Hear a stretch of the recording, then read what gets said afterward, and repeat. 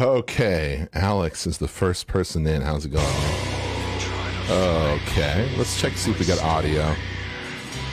This is my first time doing this stuff, so bear with me. Okay. Let's see. Oh, how's it going? Doug, what's going on, man? Good to see you.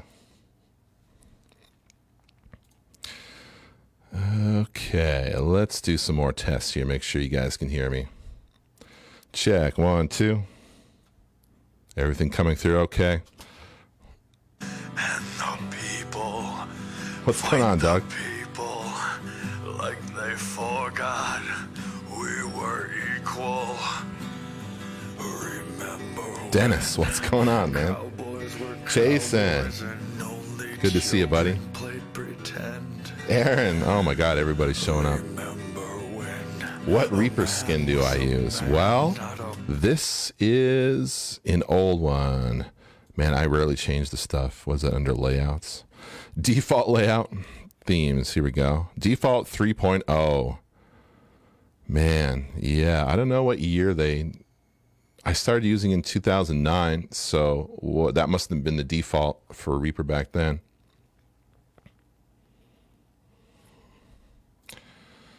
Okay, looks like the Reaper is streaming fine. We can see everything good.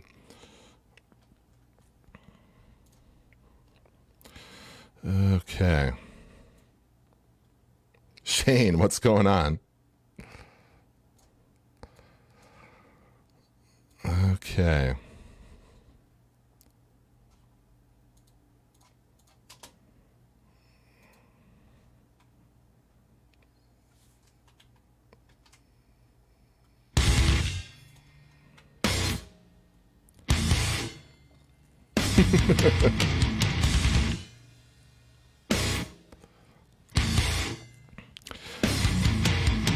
Do I always mix an album in the same project? Yeah, usually. This one was in a few different projects. You can kind of see when I zoom out what's going on here. This has pretty much, this one actually has a lot of songs that were released on the album and a bunch that were released on other albums and some special editions too. So in the original Memoirs of a Murderer session, you can kind of see here laid out. I'm not sure if you can read that at the top or not, but there is a track called Fresh, which is, man, what was this end up being called? This was on the mixtape on Midwest Monsters, I think he called it Volume 2. No, you're not like them, so I feel like every Tied to the Whipping Post, that was it, yeah. And I'm left here alone. So this session doesn't have the Freddie Gibbs spot on it. Can I get some studio time whenever? yeah, Andrew, come over, stop by. I'm delivering pizza just like a pro musician should. Which pizza place are you working at, Dennis? Can I order something through your chain and give you a little cash while I'm doing this?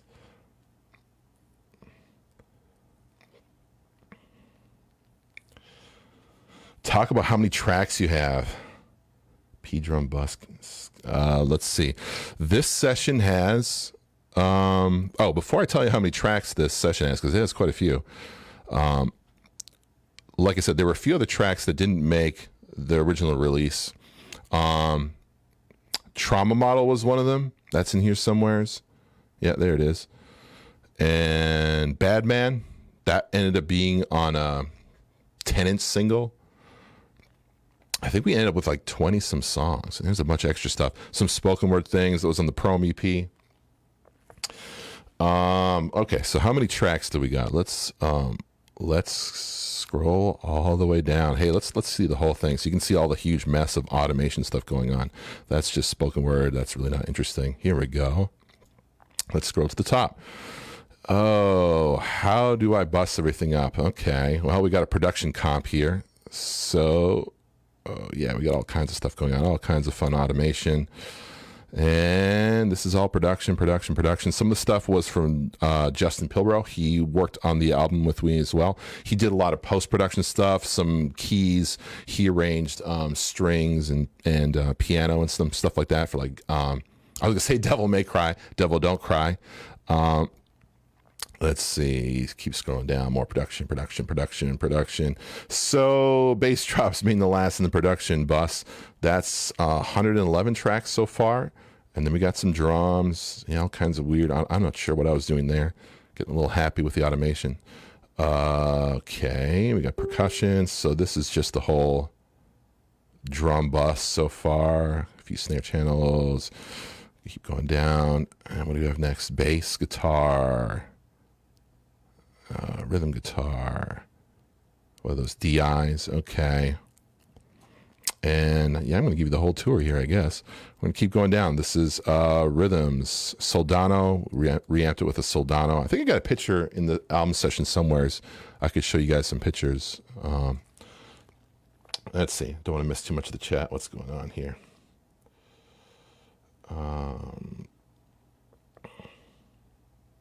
Would I ever consider doing Nail the Mix? Yeah, maybe. I've watched some of their stuff. I really like the one with Nolly. He's really, really good. And what's his name? He's worked on Dom Bracco stuff, and he's worked on Bring Me the Horizon stuff. Dan Lancaster, yeah, he's incredible. He's probably one of my favorite guys working right now. Doug, yes, please come take some pictures of my studio. The ones I have on my site are trash. They're very garbage. They're not very good. They look really bad. Use the old Reaper skin and I like it. Yeah, it just works. It works for me. I tried upgrading to some of the newer ones, and every time I go to like a fader or something, I just like, where is it? Yeah, I'm just so, it's like second nature now to me. Using this thing for about 10 years, switching the skin is just like, I think I'm past the point of no return. Let's see. Let me see. Got that whisper scream layer in there. Yes, lots of whisper scream layers, Josh. Lots of them. James Lewis, thank you. I think my parents are watching, so I'm not going to repeat that one. Managed to get out or work early for this one. Brandon Lopez, good to have you here, buddy. Oh, yes. Jason, you're on Team Whisper Scream. Excellent. Very good. Very good. Do you send your bass drops through your master bus compressor? Or do you send them straight to your master limiter? They're just in there. Let me just scroll up here. Where did I leave off? Channel or track 185. Let's go back up. Let's see. Where are my bass drops? Every project is laid out a little bit differently. I was going, because this album session is now, we recorded in, I want to say it was January of 2014. The album came out in 2014. So we were recording in January of 2014, which is over 5 years ago now. So going back to the session is strange because my layouts have changed drastically. I'm always doing different stuff, so it's hard to find this stuff sometimes going to an old session. Bass drops. Yeah, I just send them through the production comp. I don't know if there's any compression on that. No, there's nothing on it really. I just send it in with everything else. There's no automation or anything. Yeah, tell Evan Chucky, what's going on, man? Good to see you. Yeah, tell Evan to tune in. It'd be good to see him. There's my mom. She's watching. My parents were just out from Canada here for a few days. It was great to see him. Dan Lancaster, yeah, very good. Show your kick chain and snare chain too. Okay, I'm going to get down to that. Hopefully you get a nail the mix spot. We need a Reaper guy. Yeah, yeah, yes, yeah. You're getting a thumbs up for that one.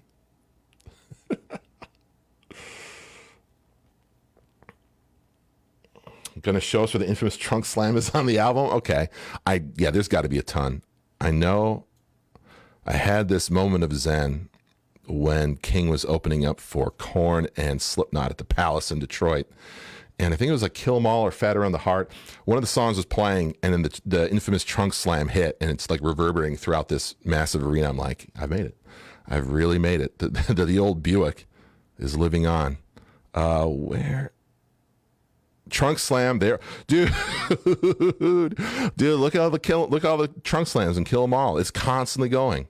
It's boom. It's just there it goes. It's just every snare in the chorus, and not by coincidence. This is their most popular song, or one of their most popular songs. You know, it's just the magic of that trunk slam. It just really adds that bang. Cymbals processing, my biggest problems. Dude, yes, Michael, cymbal processing is always a problem. Thankfully for this album, we spared no expense, as was it Rich and Attenborough that said that? Yeah. We rented all kinds of stuff. I think for the overheads, we used a Neve 1076, like an original console strip. And then I think we used Cole's ribbon mics. And I think it was like, I have pictures. I could probably show some pictures of that here. Let me go into the directory. Now you're really seeing the nuts and bolts of things. Oh, I have pictures of it here somewhere. Pre-test, no. Recording chain details. Here we go. The old garage. Yeah, here we go. Here's the room mic on one side and a room mic on the other side. Very strategic with the placing. So the overheads, yeah, what is, how do I zoom with this stupid? Okay, there we go. It's one of these guys, a really old mic. It had a massive like switcher box for it. I forget the name of it. C something, CL something. Those files. Yeah, I know. I got to watch it.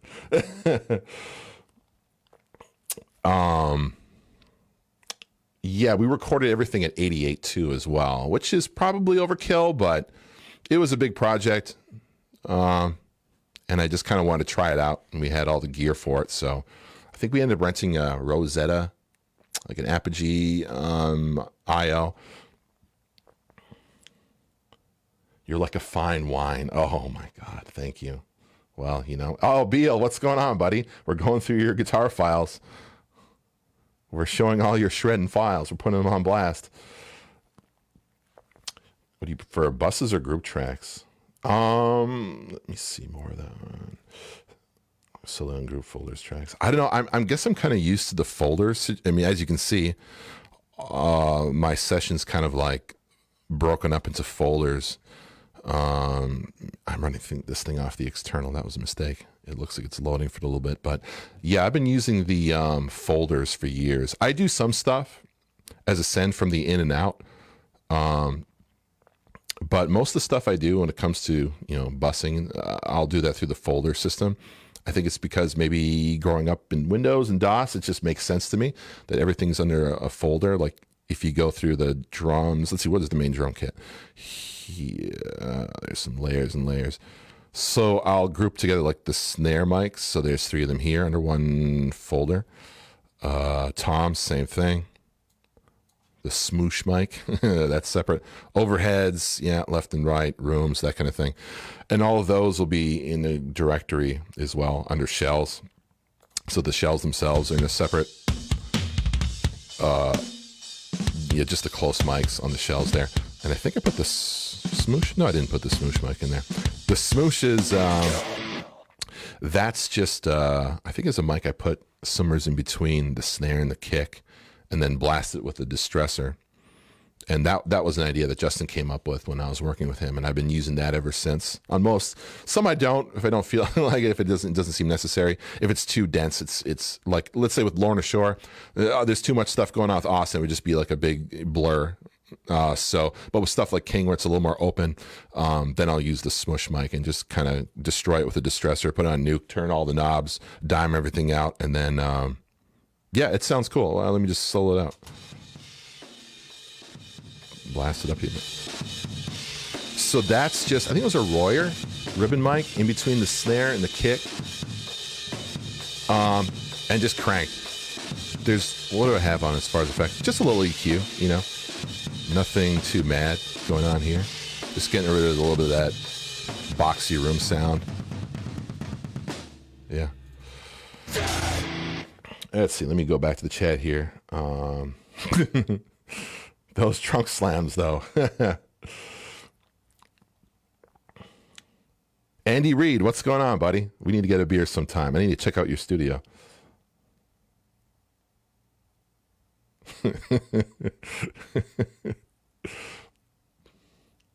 Tyler, what's going on, buddy?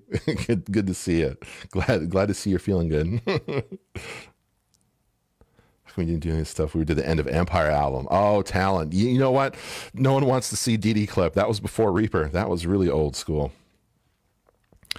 So let's see. Let me go through. We were counting the tracks. Well, we're on the drums here. So we're at 145. Let's keep scrolling down. We got guitars. We got bass going on here. Oh, man, all kinds. Well, let's just keep going down. Lots of guitars, more guitars, vocals. Goof Tank. Yeah, I'd be curious to see what's in there. So scroll all the way to the bottom. Got 278 tracks, which is pretty good. I'm pretty sure this one was like 400, and I ended up reducing it down quite a bit because it was just getting out of control. And that's the problem when you're doing, 20 some tracks all in one session. It can get a little messy if you're not careful. And like I said, I've been doing it for about 10 years, all in one session. So the organization's gotten better over the years. It's still something I struggle with. Looking back on this, it's pretty good. I mean, I might have slipped. I might have gotten a little more messy recently. Sometimes you lax on some of these things. I'm like, oh, that was a good idea. I should keep doing that. Yeah. Good job. Good job, past self. You organized these pretty well.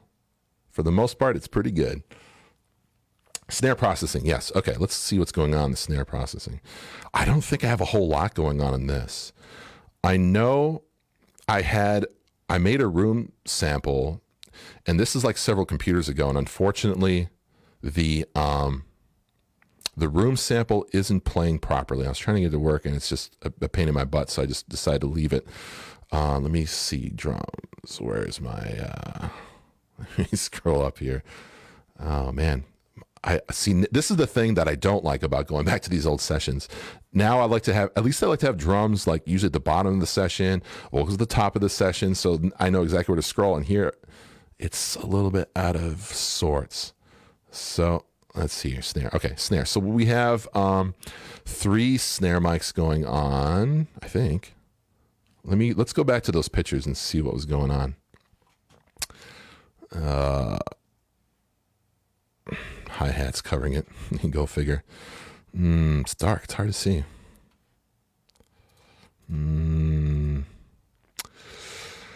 I know for sure I used a 57 on the snare. That's just classic. And that's was that the guitar amp? What the heck? This must have been for the guitar. I'm trying to figure out what the heck I was doing in this picture. Okay, anyhow, for the snare, let's take a look. Let's not get distracted here. Snare, top. Okay, let's pull that up. Nothing. Why don't you have a gate on it? Oh, I don't remember what I was doing. This is something, when I pulled this up earlier and I was looking at it, it kind of made me crack up because this is a technique I don't use anymore. But it kind of works. Like nowadays I use Fab Filter to do the same kind of a thing. But this is before I learned how to, or I bought it, learned. So I just used like the default Reaper gate thing just to give it, I mean, you see it's a real quick attack and release. So this is with all 3 snare mics going. Actually, it's just 2. This one, and then that one's a duplicate. I don't know why I did it that way. That's the way I did it. I would just duplicate the track. And this one is just that. It kind of does what Fab Filter does, but this is just a single band, right? So you're not getting the rest of the body of the snare coming through. You're just getting that top crack. And this one is just, yeah, that's just raw. What do I have going on this one? I think an EQ. Man, that was insane. Okay. And what about this thing? This one has some EQ, right? Oh, yeah. Quite a bit. Oh, yeah. Okay. And then there's some compression, or a lot of compression if you're me. 14 dB. Whoa. Getting a little crazy there. That drove Justin nuts. He hated seeing my compressors because they were always slamming. Snare bottom. What's going on with that? What did I use for that? A 609 maybe? I can't remember. Nothing really going on with the EQ other than just rolling off some low end. And then 12 dB of compression. Yeah, a little bit crazy, but I don't know. I don't really look at numbers too much when I'm doing any mixing or tweaking. I hate looking at numbers because your eyes will just lie to you all day long. So I'll just, well, I won't close my eyes. I'll just kind of move around, the dials until it sounds, like I said, if it sounds cool. It doesn't matter what the numbers are telling you. Let me go back to the chat here. I'm slacking off. Jim, what's going on, buddy? How's it going? Wondering how many kick samples, alt hits you use on the recording. I know I used the kick sample that I made to layer in just to clean it up on the kick and the snare. That was it. Everything else, toms I left alone. Everything else I left alone. But kick and snare, I know live when they play, I know Twerk, he would have the kick and the snare sample that I made for him that he would layer it in live just so it sounded like the recording. Let's go through here. 20 terabytes of M.2s. You know what, Josh? One of these days I'll get there. 20 terabytes of M.2s. That's really the dream. You know what I mean? This next Glass House album takes off. Maybe I'll get about 15 or 20 of them. Do you toss the SM7B inside the kick for this one? No, this is before I was doing the 7B inside the kick. The 7B inside the kick was something that Declan White, he came out to do drums for Charcoal Tongue, and he records bands in Australia. And it was really cool working with him because this dude's really, really smart, really, really good engineer.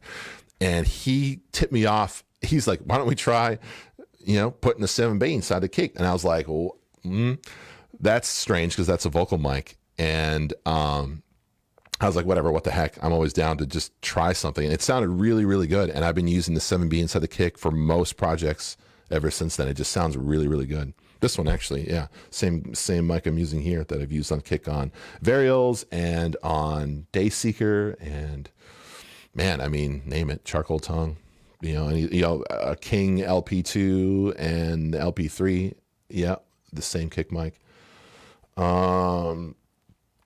Did you do a single session for all the songs or separate session files for each song?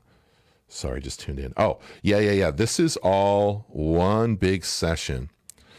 Now for La Petite, that was in several chunked up sessions. And maybe we'll do that in another stream. But for this one, for Memoirs, the whole thing, was done in one big session. That's how I do most albums. Like I said, really one of the only ones I've ever done in separate sessions would be La Petite, the second King Roadrunner album, and also Suicide King, the most recent one. That one is done in a bunch of different, that one I think every song in a different session. I was doing all kinds of weird stuff, and I tried to do it in one session, it was starting to get so messy, I'm like, nope. Dean Sather, what's going on, man? It's been a minute, buddy. Jared, man, all kinds of people. Justin, Captain Kun is here.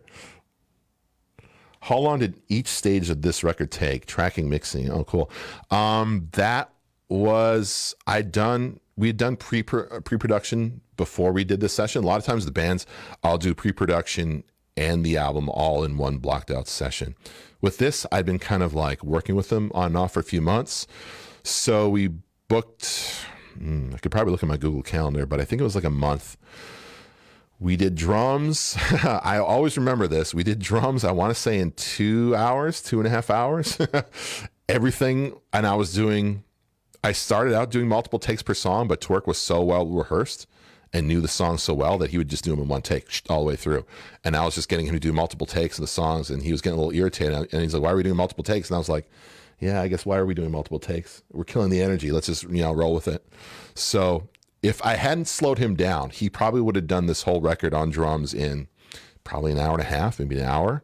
Yeah, it was crazy. Yeah, he just whipped through it. I mean, other than setting up mics and doing tests and all that stuff, once we actually came down to tracking it, he was incredible. Yeah, really, really just nailed it. It was impressive. Justin was blown away. Yeah, he didn't know what to do. He was just, floored. He was leaving a big imprint in the couch. He was just so set back by it. Declan White. Props to Declan White for being a legend. Yes, absolutely. I'm going to like that one.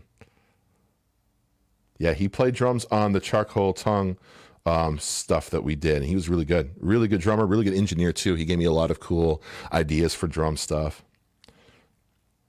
Tom processing gave a sec. Those drum tones are amazing. Oh, thanks, Michael. Let me see. We're still on the drums here? Okay. Tom processing. What's going on? So these... Interesting. I chopped them out, except for Right About Us. Apparently, I decided to leave them. I probably forgot to chop them out. Oh, well. So what song has a lot of toms? Desperate Lovers has a cool tom part here in the bridge. There's no stars on that. Okay. What's going on here? A little bit of EQ on each tom. Quite different for the 4 tom than for the rack tom. I think we used the GML preamp for that. Let me just see if I can find a...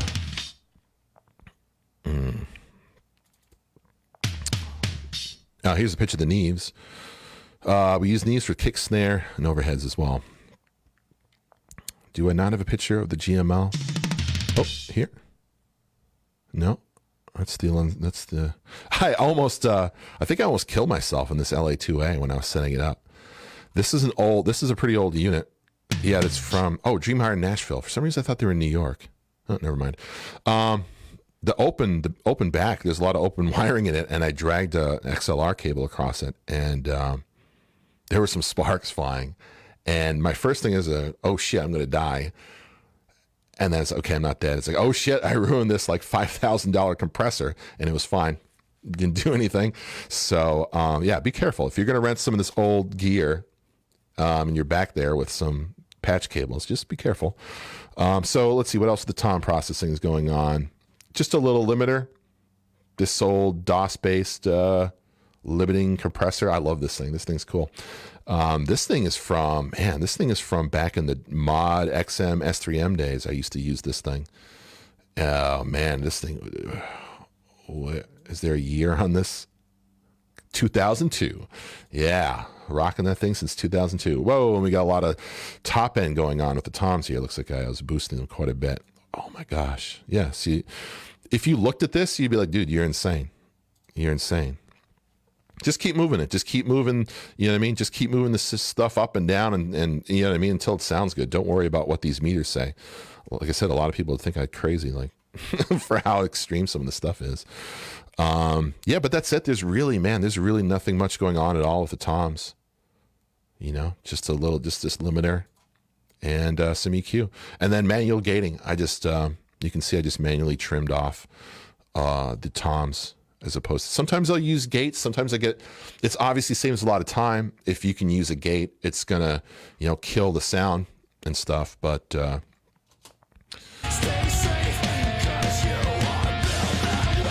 where's some cool tom stuff? Eyes has got some cool stuff. Treading and Trodden. What's the one? Is it Murder, Murder, Murder that has the cool bridge? Yeah.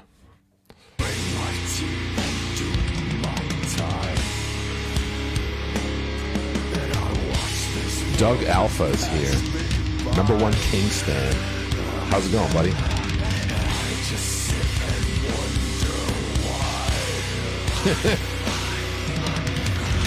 Captain Cumming. Yeah, Brazil. How's it going in Brazil, man? Is it like winter down there or something right now? What's going on? Anthony Lee, what's going on, buddy? Good to see you.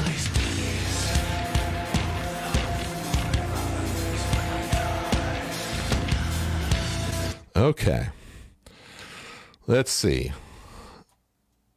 Let's put old David on blast. Let's see what he's doing.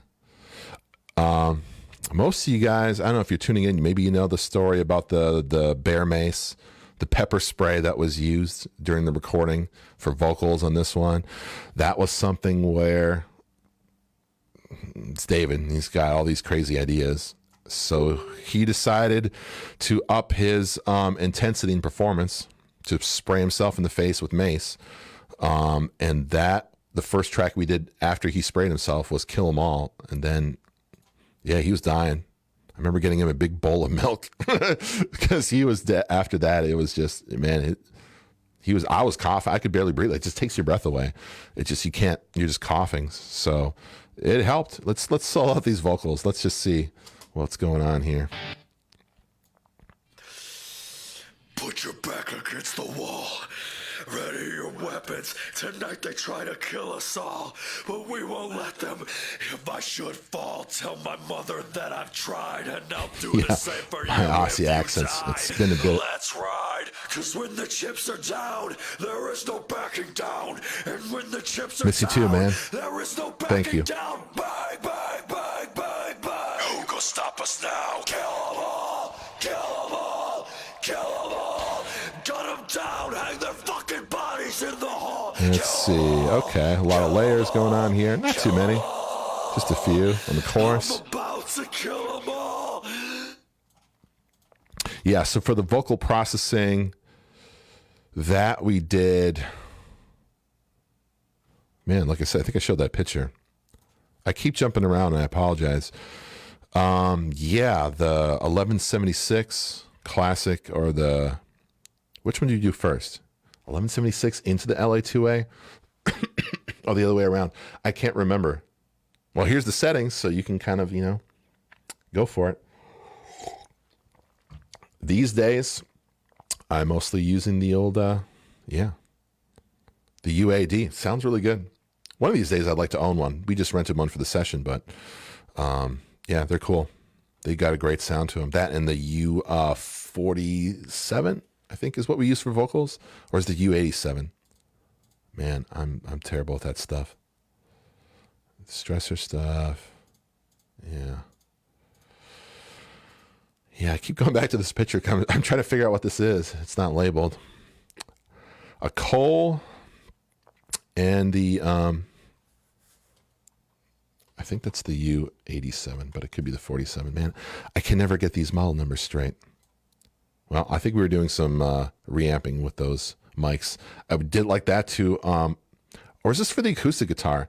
Man, I really wish I would have labeled this stuff. Kids, when you're doing this stuff, make sure you label it so you know later on how to recapture that magic. But hey, what works for this session, and if I'd recreate this and do it again, it'd probably sound like shit. But yeah, I think this was for the acoustic guitar, because I'm pretty sure we used the Royer and the SM57 for the guitars when we reamped them. Yeah, pretty sure. So let's see. You're sexier than I thought you'd be on Facebook Live. Well, that's one of us. Thank you, sir. I appreciate that, Jack. I love your studio, by the way. And say hi to Caleb next time you see him. Do you normalize your vocals before you compress them? I guess through hardware. I guess, since I like to process my audio as much as possible through hardware before I mess with it in the box. So for this one, yeah. So I remember driving it pretty hard with the Neve, and then driving it pretty hard with the LA2A, and driving it pretty hard with the 1176.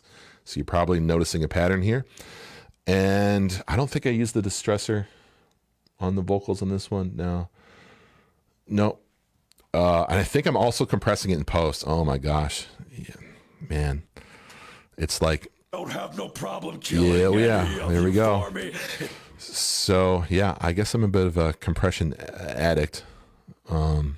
It just sounds good. It just brings out all those details, especially with someone like David, who will do most of the song in one take. These splits here, yeah, some of them are punch-ins. I mean, you see this whole little strip, you'll just go at it. It's me against the world, but I brought some friends with me, and they don't have no problem killing any of you for me. It's me against the world, but I brought some friends with me, and they don't have no problem killing any of you for me. That's right, cause when the chips are down, there is no backing down.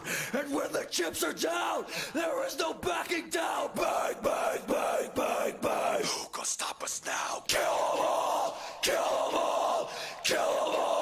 Thanks, Jack. Appreciate it. Hang their fucking bodies in the hall. Talk about those Neves.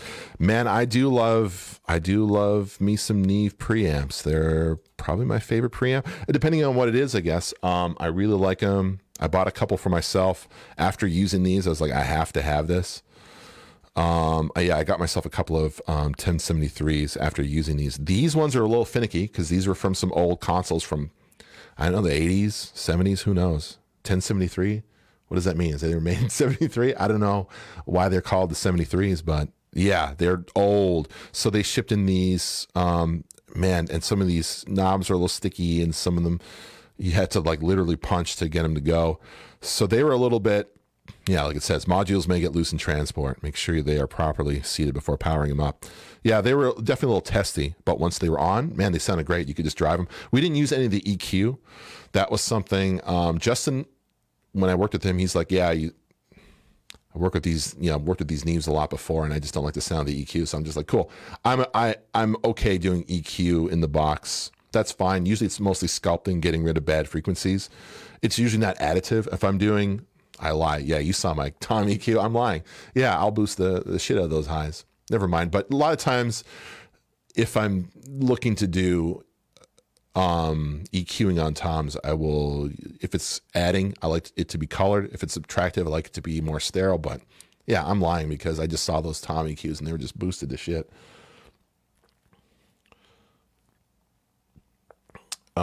Let's see. So we got this one's missing some pieces. Yeah, those are cool. Those are really cool. I know I have some more pictures somewheres. Oh, here we go. Look at this. Here's some stuff right here. Drum setup.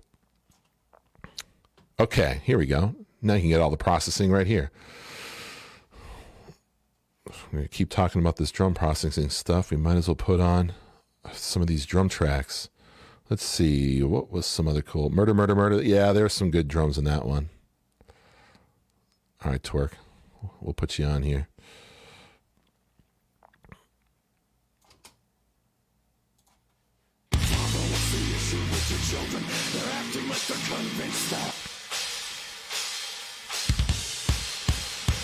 Okay. So the kick, the RE20. Neve 1073, Rosetta. The snake, that was just, I think, for my own, so I knew where it was going. Snare top. Okay, yep, that was the SM57. Snare bottom. Oh, snare bottom was a 7B. Right, I remember reading about that. I want to get a few more 7Bs now. Yeah, it's going to be a PreSonus. Oh, yeah, that's some boutique stuff. Overhead, that's the AKG C24. I knew there was a C in there somewhere. Yeah, so that's a stereo mic. Justin picked that one out. I never used it before. It kind of, I guess, turns it into an XY pattern, right? Because it's just one mic with two different capsules in it. That one went to the Neve as well. Tom rack. We have the D2 and D3, old trusty old Audix mics. The GML 8304. Yeah, that's a cool preamp. It's just, it's really just kind of transparent, I guess. Room, left, Coles. The PreSonus. Hey, it worked. Hi-hat, KM84, nice, good choice. To the API 512, ride, same thing. And the smoosh, yeah, that was the Royer and the API. Ooh, that's nice, distressor, cool. Oh, we got some more stuff here. Bass, LTD Deluxe, API, LA2A distressor. Okay, so we ran that through a few things. That one we just did DI, and I think I did some processing in post on that one. Let me see what else is going on. Acoustic. Okay, that was the U67. Right, that's the mic. Not the 87 and not the 47, the 67. Coles.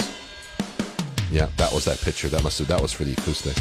Vocals. U67, the Neve, the LA2A, and the 1173. Right. Really?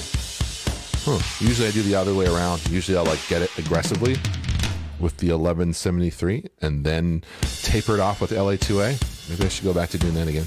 Whatever. That's cool.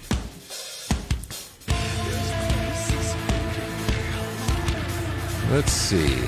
Let's look at some guitar stuff. We've been doing a lot of drum stuff. And I could talk about drums all day long.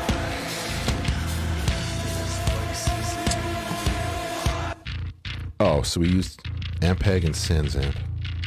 What's going on there? Just a little EQ. A teeny tiny bit of compression.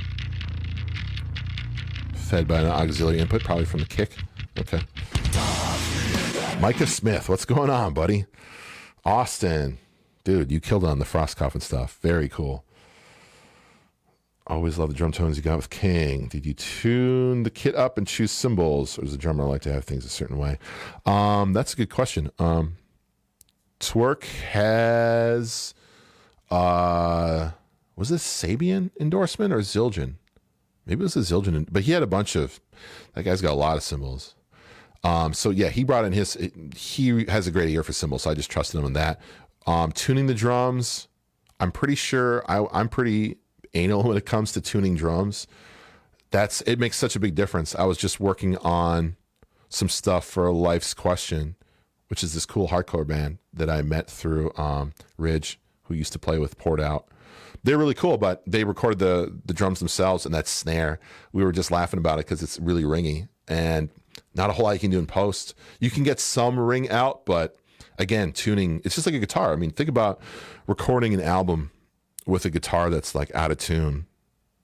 I mean, that'd be crazy, right? Like, no one does that, but yet with drums, people are like, yeah, it's okay. I mean, I don't tune it like specifically to any notes or anything, but I'm just really picky. Like, it just really needs to like sing, so to speak, right? Like, it needs to have a good snap to it. It needs to have a good contrast between the rack tom and the floor tom, let's say. Or if you have 3 drums, they all need to have kind of their own separate voice, that they're not clashing with each other. So I'll play like the 2 racks, and then the biggest one, the smallest one, and then the middle one, and those 2 together. Make sure that like, maybe they're not hitting specific notes, but at least they're not clashing with each other.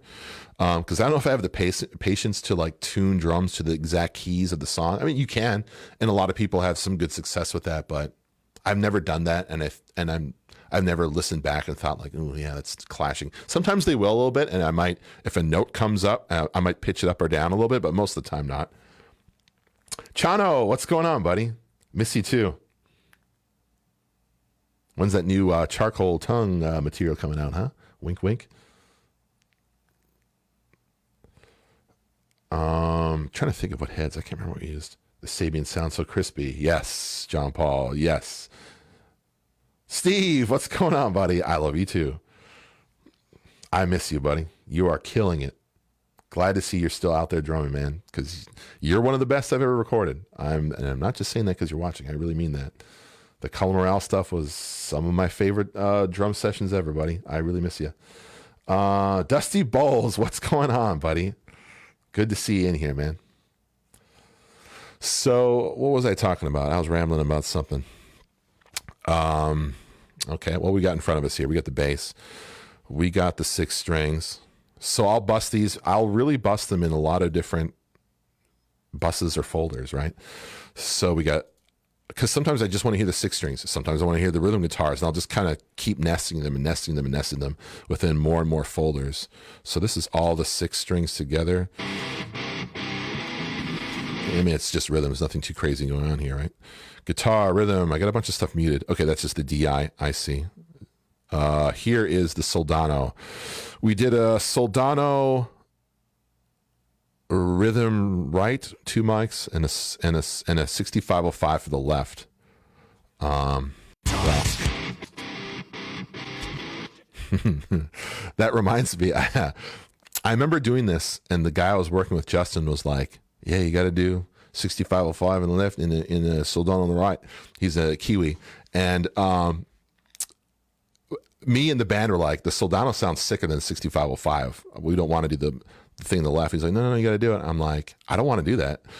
So then I ended up renaming the files to 6505 just so when he looked at it, he'd be pleased. Even though when he heard it, I was like, Justin, what do you think it sounds? Yeah, it sounds sick. It's just like, okay, cool, as long as you like it. But yeah, I just end up renaming. So this, what it says is a 6505 on the left and a Soldano on the right. It's Soldano left and right because it just sounded sick. It's just a great amp. We just loved it. And we also did JCM 800, which is cool. I just picked up a JCM 800. I remember really liking the sound of this thing. Let's solo some of this shit out. Soldano.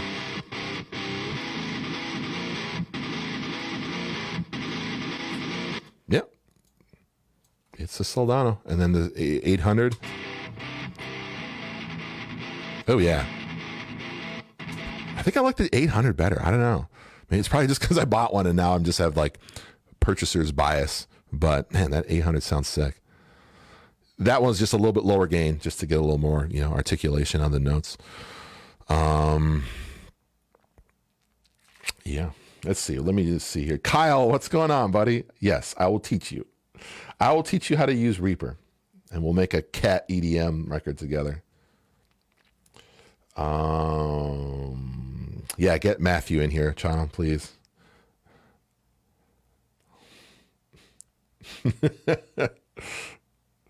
Do you top-down mix? Explain that to me again.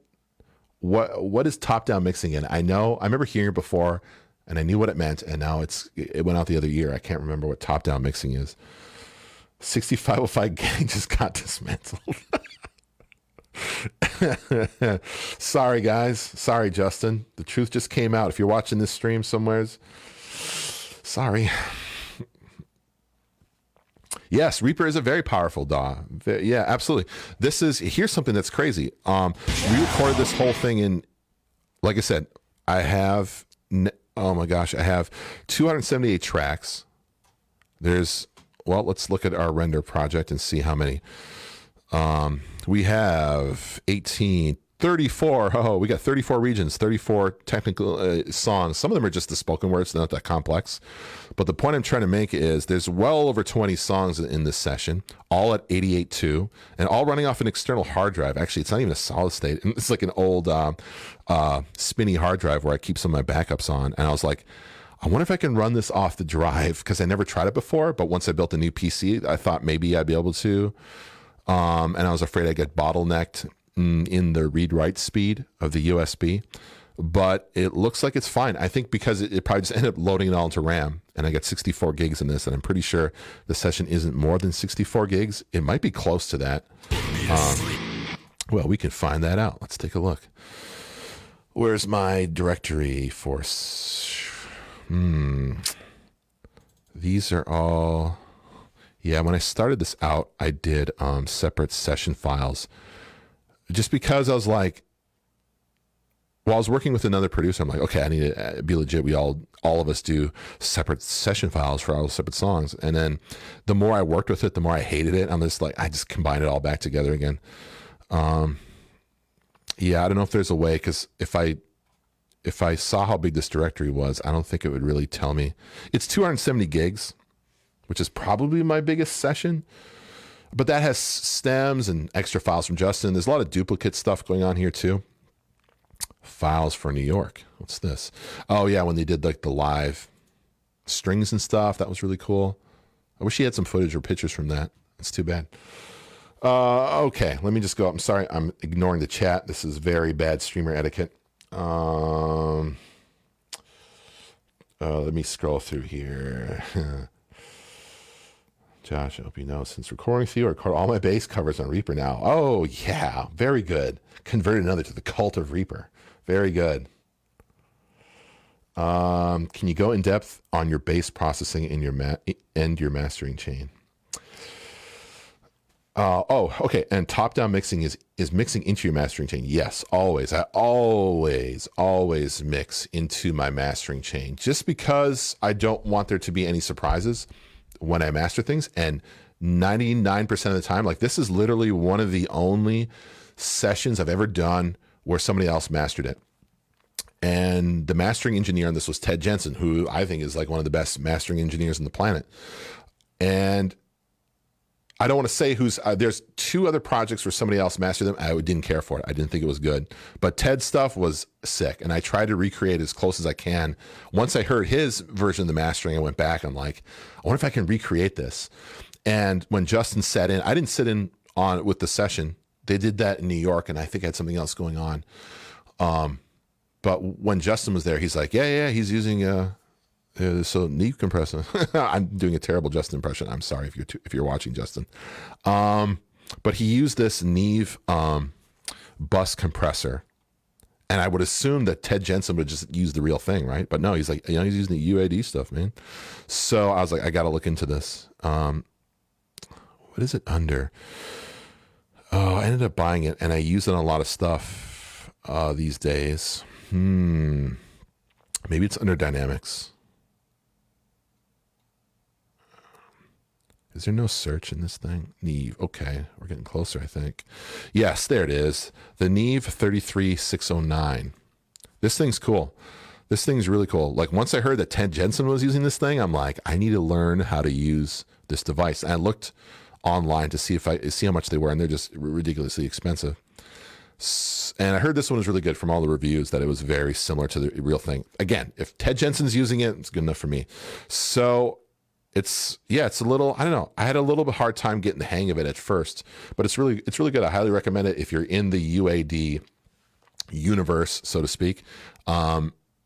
It's a solid pickup for sure. I'm not endorsed by UAD, but if you're watching, I would be open to it. Let's see. Bass processing. I'm sorry. Let's see. Bass processing on this one. Again, this one was very much out of the box. We did DI. Let me just go to the bass channel and see if I'm lying or not. So bass reamp, Ampeg and Sansamp. So I reamped it through an Ampeg. I don't remember that for some reason.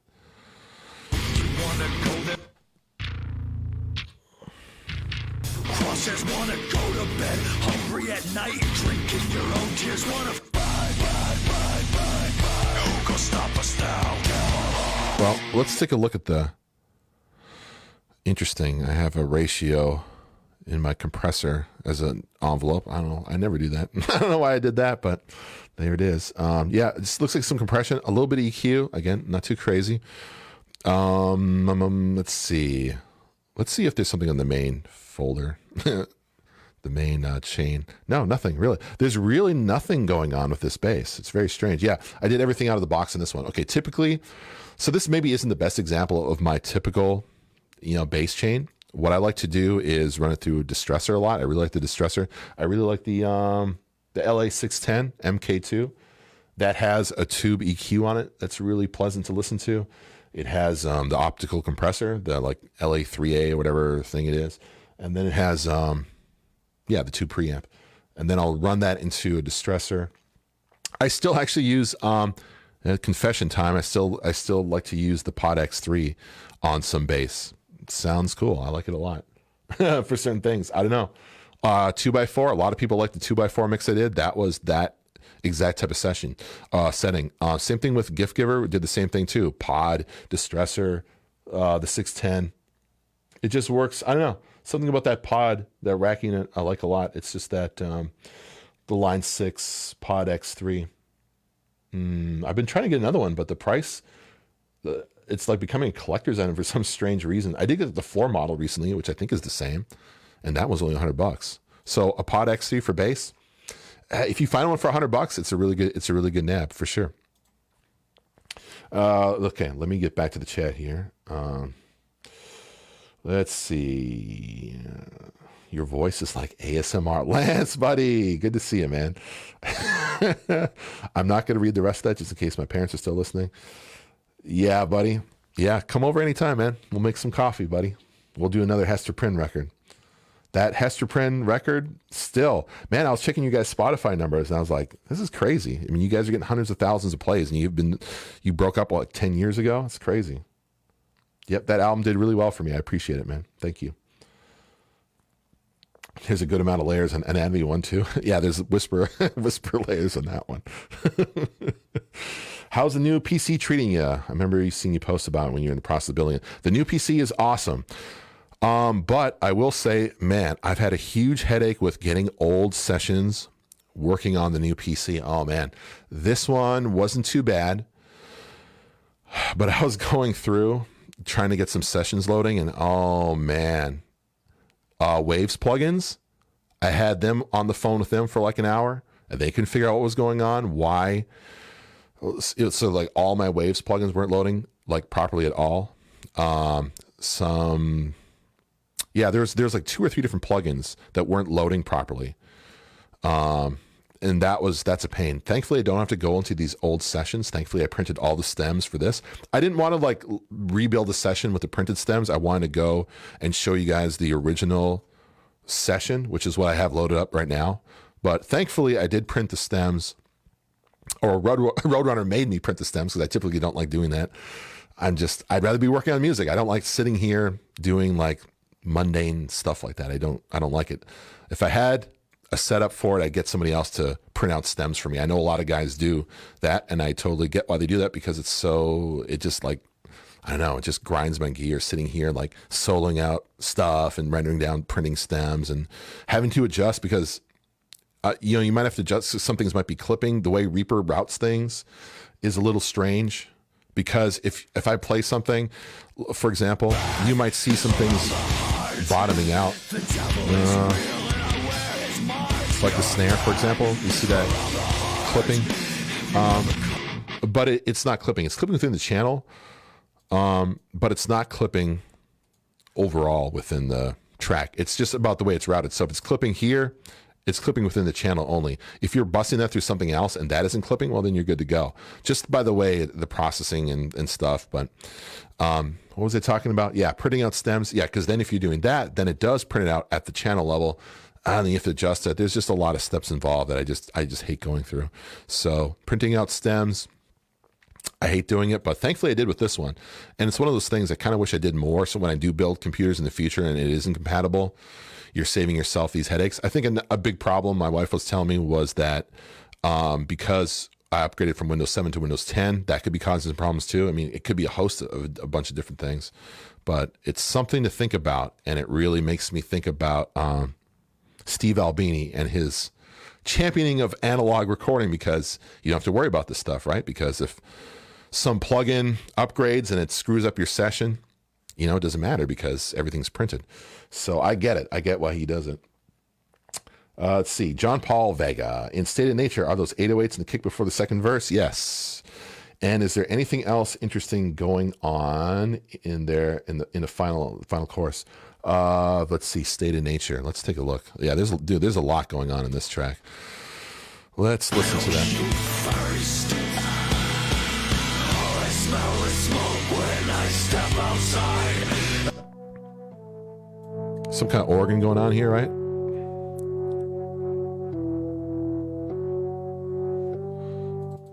Like they forgot we were equal. And the I'm not sure if you can hear that. If you have headphones on with some bass, you can hear that. It's like a subby kind of layer.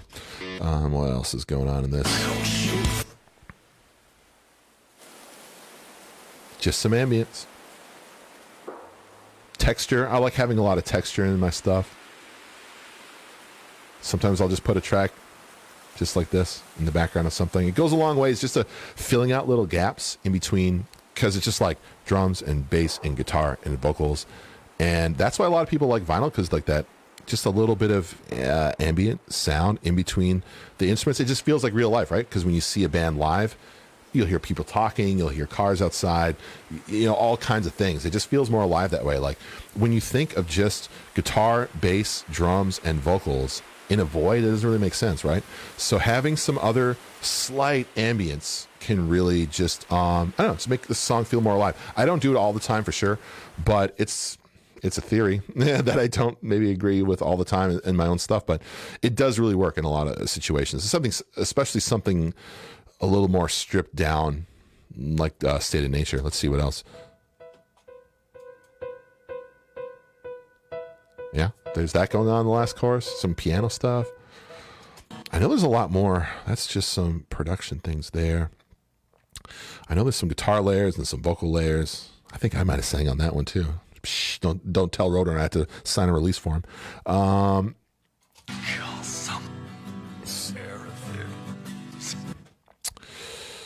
Oh, what else is there? What is this? Kill something that doesn't kill people. Fight the people. Whisper layer. There's a whisper layer. Hater. There's a whisper layer. 64 gigs of RAM. Yes, I'm definitely a nerd. Yeah, when it comes to, I mean, it's kind of your second brain when you think about it. This is some philosophy I really subscribe to. When you really, like, not to get too heady on everybody for a second, but when you really think about your phone, when you think about your computer, it's really your second brain. It's like your car. Your car is like a secondary set of legs, right? Or like a plane is like wings, really. When you think about yourself and what you can do. When you have a car, all of a sudden it really opens up the whole continent to you, right? Let's say if you didn't have a car, well, then you'd have to walk if you had no other tool. So a computer is your second brain. And if you're able to understand computers and get the most out of them, I mean, they're so easy to use now. It's not like it was in the 90s when I got into them. And you really had to like, oh, you want to put in the sound card? Well, you have to know how to configure DMAs and RQ ports. And it's like, it's not plug and play like it is now. It's still very complex, especially if you're in the PC realm. But it's something that I definitely encourage people to get into. And Macs are good for some people and PCs are good for some people. It just really depends on what you're into. But I'm a PC guy just because that's what I'm used to. So, but yeah, I really look at computers as a secondary brain. It does a lot of processing for you. It gets you to these results a lot faster because if you're doing this stuff with hardware, man, it would take you forever. A lot of calculations going on under the hood. So, yeah. Long story short, yeah, I'm a nerd. Chris Collier, hey, good to see you, man. Great job with the frost cuff and stuff, buddy. Good job, man. Sounds sick. Chris Frederickson, good to see you, man. Elisha, what's going on, buddy? Man, I miss you. Shred Master. Do you usually master yourself or send your mixes to a third-party mastering engineer? No, most of them I do myself. Like I said, this King album was done by Ted Jensen. Beneath the Sky was another. It was In Loving Memory. That was mastered by Alan D something. I forget his last name. And then the Browning record was done. Who was it? Chango. Mr. Chango did that one. Man, I'd love to see a session for All the Dead Pilots, Bible the Deep Ones. Ooh, yeah. That was a fun session. I really liked the All the Dead Pilots guys. They were huge into, well, that whole EP we did was like Elder Scrolls Oblivion themed. So that was right up my alley. I think that one starts out with the oboe. Anytime you start a song off with an oboe sample and that's your idea, like I'm in. You got my attention. Alfonso is selling me hard in this. You know what I mean? I'm sponsored by Alfonso. You're a living legend, buddy. And congrats on signing to God Size Records. That's cool, man. It's very, very cool. We got some surprises for everybody still coming, right? Hey, Kay, good to see you. Glad you tuned in. We need to do some more stuff together. I need to get you in to do like, didn't we talk about doing some kind of a King video or something? Yeah, get a hold of me. Chano. Yeah, thick bass. Yeah, with Charcoal Tongue. Didn't we do that also? I'm pretty sure we did like the LA610 and the Distressor and Pod. So I'll do like 4 different channels and just kind of like blend them. I'll do the Kemper too, right? For like distortion. If I don't have Sans Amp or Dark Glass, what was that? There's a new like bass pedal that I've been looking at that was really, really cool. It was Dark Glass or something else. I forget what it was. All that friggin' 4K and weird 8K hiss though. I'm not sure what you're talking about, Drew. Is there something going on in my channel? Now I'm getting paranoid. Do you typically, Benjamin says, you typically do a lot of processing with hardware on the way in, or you route audio during mixing? I like to do it on the way in. I just don't like to like have to route it out later. I just like trust my instinct. Like, okay, cool, this sounds good. Print it. No looking back. Most of the time, I mean, that really goes without saying for most of the stuff in recording. Like when I go back later and tweak it, I'm just not in the right headspace. Like when you're in the moment of creating that thing and you're laser focused in on the drums, let's get them dialed in. Let's get this preamp and the compression dialed in. Doing it later, for me, sometimes I feel like I'm not, I don't know, like I feel like trusting yourself in the moment really, for me at least, works really well. Going back later, I don't know, maybe it's just a motivation thing, and maybe I just don't feel like, when you're really like hyped up and into it, to me, that's a good time to be making permanent decisions. But sometimes, I mean, I guess like reamping, of course, that kind of is like that. Sometimes if I get a guest vocal or something, I'll try to print it through the chain if that works to keep consistency going. Hector is here. Good to see you, buddy. Todd, yo, what's going on, man? Hey, I need a place to crash tomorrow. Can I swing on by? I want to see Eyes. Song is so epic. Yes, I will get over to Eyes. Oh, that is actually one of the first songs we wrote together. Yeah, David came in with an idea and we just kind of sat down in the studio and kind of wrote the song together. Very different, obviously, than Kill 'Em All or Fatter on the Heart or Desperate Lovers. But I know David had, he had a bigger vision for what he wanted to do with the band going forward. Because up until we did pre-pro for Memoirs, they were simply a heavy band. That's it. Just like, because Midwest Monsters is a great album, but it's really like, 7 of the same song, really, at the end of the day, right? It's just heavy songs, great heavy songs.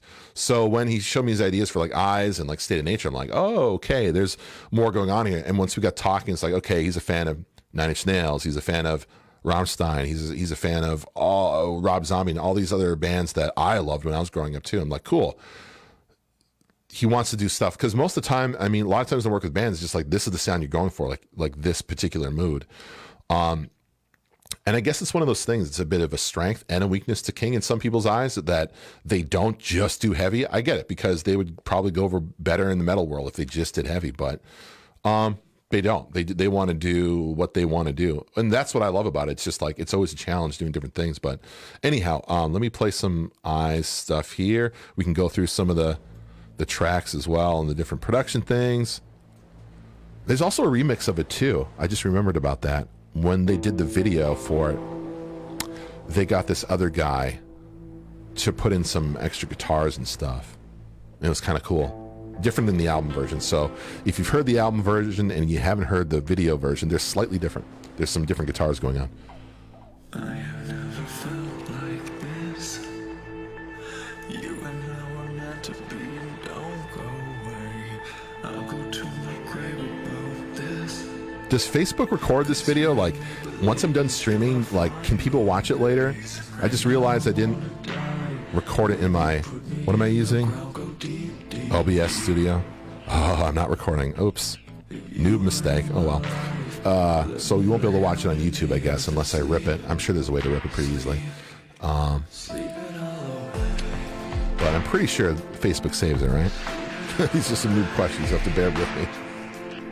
Bit off topic. You ever master IDM, EDM? Yeah, I do. I write a little bit on my own, mostly like hip hop, rap beats and stuff. But yeah, absolutely. My mind don't see reason to go on like this. I have a heart built for war, but I have Alan Dude, right? Douche. I don't know how you pronounce his last name. I feel like if I pronounce it wrong, it's going to be an insult. It's a tricky last name to get. Thank you, Sean. Yeah, appreciate it. Bryce Butler. Thank you, man. I appreciate that. Mr. Chang goes, Cameron Mizell, right? Oh my God. Sorry. Yes. Sorry, Cameron. Yes. Cameron, a legend in the metalcore world. Have you used the watch every Royal Rumble in order trick to get creative juices flowing like you did for Colin Morale? Steve, that is the one and only time we ever used Undertaker promos to come up with breakdown one-liners. Yes. That's a Colin Morale special. That's only for you guys. A BTS video about King. I'll hit you up. Yes, Kay, please do. That was at the Pod X3. Yes. Yeah, the Pod X3 definitely has a few harsh frequencies you got to be careful for. Yeah, but it's cool. It's like I said, I don't know. It's one of those things. It's maybe just because I'm used to it. Maybe I just need to update my setup and get with something that's cooler than that, or it sounds better. But it works for right now. But I have been thinking about getting either a dark glass or I can't remember the name of the pedal. Some band came in showing this cool bass pedal, and I thought it was even cooler than the dark glass. I thought the dark glass was really cool. Jose Buick session. I don't have the session for that anymore. Man, I only have the final tracks. I don't make mistakes. I bury them. There we go. That's the Undertaker promo right there. Dark Glass X7 multi-band distortion. I want to get a few of those pedals. Some of you guys that have discounts, slide up in my DMs, all right? Grant Baston. Oh, Grant. Good to see you here, buddy. Okay, cool. Facebook does save it. Thank you very much. Everybody's chiming in. I am, out of the loop on this one. Listening and hearing this makes me itch for coffee. Recording music. Let's do it, man. Let's do it. Michael, discuss master chain and thought process, why you top down the way you do. So do I have a master bus going on? I think I do on this one. Just that old limiter and some EQ. This one's real simple. What do I do these days? Like on Varials or some of the other stuff, because Ted Jensen ended up mastering this one, so it's really not a good example. I just wanted to put a simple limiter on it just so I could hear what it would sound like. Once you start limiting and getting it really loud, you start losing some of the transients from your snare and stuff like that. Excuse me. So what I typically do with mastering chains, I use this thing a lot. I love this Neve. Like I said, I got Ozone 8. I've been using that lately. It's kind of a noob thing, right? But I don't know. It's kind of cool. I like it for thickening up some low end. I like it for I like the EQ analysis. That's cool. And sometimes it does a good job with multi-band compression on it and stuff. So I'll use that. I'll throw my old DOS limiter on it, that thing I was showing you, and a few other tricks, but really not a ton. I don't like to EQ. I really don't like to EQ on the mastering chain if I don't have to. I'd rather just address that individually, like if there's something not popping through. I mean, sometimes I will. If like overall it's dull or overall it's a little too bright, then I'll, maybe manipulate the top end a little bit, or if it feels a little boxy. But if it feels a little boxy, it's probably a problem with like maybe the snare or the bass, or like maybe the mid range of the guitar or something. And EQing in the master doesn't really it doesn't really address it, right? It's like kind of putting a Band-Aid on an open wound kind of a thing. But I like mixing into my mastering chain just because, I don't know, I never really thought of it. Like when I first started recording, I didn't really know the difference between mixing and mastering. Like I never took any classes. When I first started learning this stuff, the internet was brand new. There really was no information out there, or I didn't know where to find it. So almost all of my knowledge comes from testing and testing and trying and testing. So I didn't really know the difference between mixing and mastering. So I was just like, it needs to sound good. It needs to sound loud, but it can't be clipping. So I always thought of it as just one process. I never thought of it as two different processes. So when I did mix the King album, I mixed it into my own mastering chain, which is just, it's just all I see, you can see here, all I did, it was an EQ, but it really isn't, it's doing literally nothing. Well, it's boosting the gain. It's just a gain booster. I just use it as a gain booster on 1.4 dB. I just wanted it to hit my limiter a little bit more. That's it. But this is just a simple 2-band limiter, like I said, from 2002. And I still use it to this day. It just works for what I like. Sometimes, lately I've been getting away from it a little bit more, just because the 2-band limiting could be, well, it's a limiting limiter, right? And 2 bands is a little too limiting. You want a few more bands than that. So, but part of me also does like the simplicity of just 2 bands. Yeah, it's real simple. That's what I like about it. It really doesn't let you screw it up in the box too much. It's just like all your decisions now have to happen in the main session as opposed to at the end. Yeah, real simple like that. But Ted killed it. I mean, it's just like the final master sounds sick. He's insane.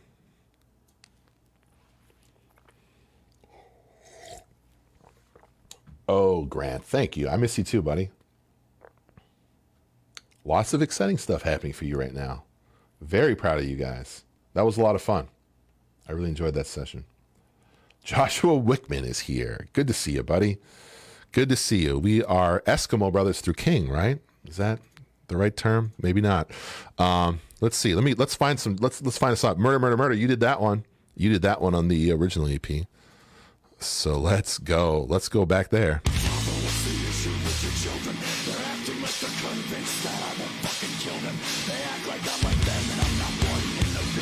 So Josh, since you're in the chat, what did you guys do for the guitars on the Midwest Monsters version? Did they have the angle? They probably had the angle when you did that session. I know David had that front-loading speaker thing with the big grates and all like the Leonardo da Vinci pieces on, which I think is really cool. I think they should tour that thing because that thing is really cool.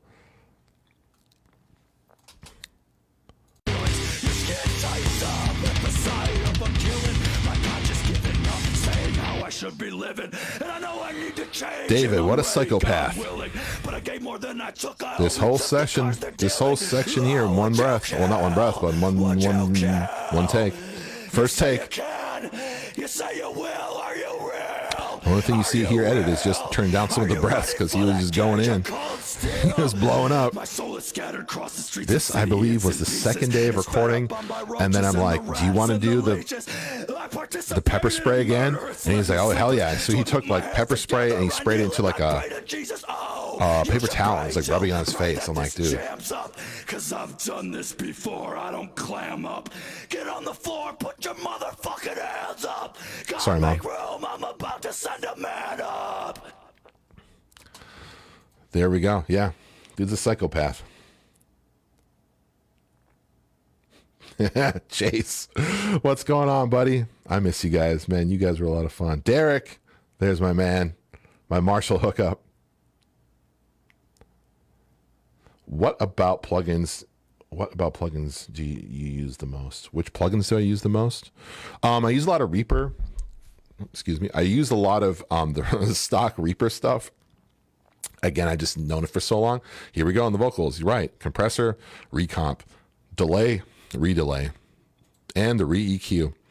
Yeah, nothing a whole lot going on here.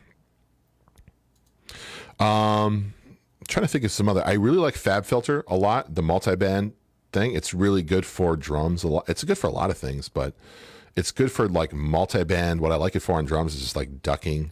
And this is a trick I learned from Nolly. If you ever watched the Nolly Nail the Mix, he talked about how he ducks out his drums. Instead of using a gate, he uses the Fab Filter, or I don't know what he uses now, but he used the Fab Filter thing as a gate / ducker. I don't know what the heck you call it. Multi-band gate. I don't know what's the term for it. I'm dying up here. But anyhow, what it does is it just ducks out the top end of your snare, but leaves the body of it. So when you're gating a snare, why would you gate a snare ever? It doesn't make any sense, right? Well, you're trying to get rid of the cymbal bleed. Where's the cymbal bleed? It's not 80 hertz. I mean, it's there, but it's not really that much, right? But it's mostly like 600, 700, 800 and above, especially once you get up to like 4K and 8, 10, all up there. Then it gets really offensive on your snare mic. So with the Fab Filter, you're getting rid of it's gating those frequencies and letting the body of the snare come through, which is that's ideal. So back before that, before I knew how to do that, the poor man's Fab Filter is kind of just where is it now? Making a duplicate of your snare and then gating out manually just a little crack like that. It's kind of what it does on Fab Filter, and then letting the other one just hang and bang, I guess. It doesn't do it as good of a job as Fab Filter. This is a little more finicky. Yeah, the Fab Filter one's cool. Pro Q2, I think it's called. I can't remember the name of it. Josh Wickman, there we go. 5150 and Mesa on EP, and the angle was on demo stuff we did before that. Cool. Okay, so they must have got that after you did Midwest Monsters. Yeah, guitar tones sound sick, dude. I always love your guitar tones. Really cool. Real thick. And the 5150 and Mesa, I mean, that's like peanut butter and jelly, man. You can't beat that. That just works so well. Homie, a few questions I had about overhead cymbal processing. I think got lost in the chat. Oh, thank you, Sean. I'm sorry. I completely glossed over that. I think you asked for that twice already. Third time's a charm. Here we go. Overheads. And this is something I've really noticed since getting better gear, like the API for overheads. Man, it just really gets rid of so much of my work. Like when I first started out and I was using pre-Sonos shit, bad digital analog to digital converters and bad preamps. So you're spending so much time cutting. This one, I mean, you see there's nothing extreme. I mean, it's generally extreme, but there's not a whole lot of, you don't see a whole lot of like sharp cuts here, right? I'm not doing this. Like this, if you looked at my old sessions, if you look, let's say the Color Morale session for No Hope, you're probably going to see a lot of this shit. A lot of this spiky EQ. Well, not that way. Oh my, no. The other way. You don't want to do that. Yeah. Getting rid of, and they would be more up here, right? In this whistly frequency. Man, it would look like that. It would be like a comb, a literal comb filter. But on this, because like I was saying, because I'm just doing, we're using API, and we're using the I got to go back here. What was it? Overhead, the AKG C24. I mean, that's a really nice mic. Great mic. Awesome. I'm using Octavas these days, and most albums you've heard from me have been the Russian-made Octavas, which are great overheads. They're essentially a clone of the that pencil condenser we used on the hi-hat, which is the KM84, right? Octavas are awesome. K012, I think, is the model number, the one I use. Those are really good. But for this album, we used the AKG C24. So, Sean, using good gear just really, it just sounds so much better out of the box. And good cymbals. Oh my gosh. I'll tell you what. Oh boy. Recently, I don't know which band it was. There was something I recorded recently, and the crash cymbal we used, it wasn't good. I remember thinking at the time, it's okay. You know what I mean? You get comfortable. You're recording a lot of bands with, top end Zildjian and Sabian or Meinl cymbals. And then someone comes in with like a lower end Zildjian or Sabian or something. And I have crashes that we can use. I don't know why I didn't pull one out to use it, but I remember after we recorded, I'm like, holy shit, this sounds so bad. There's so many frequencies. Again, I'm doing the what do you call it? I'm digging for gold. I'm burying shit is what it should be called, right? Not digging for gold. Digging for gold is doing this, is if you're actually EQing like who actually EQs like that? No, burying shit is doing that. There we go. Bury it. And I did a lot of that because man, bad cymbals whistle so badly. There's so many terrible frequencies happening over here. So if you're having a hard time with overheads, I guarantee that you're probably using cheap cymbals. That's the number one thing to me, cymbals. And I get it's expensive. If you want a good crash cymbal, you're looking at $400. But if you're on a budget, I would highly recommend Dream cymbals. Can we go online?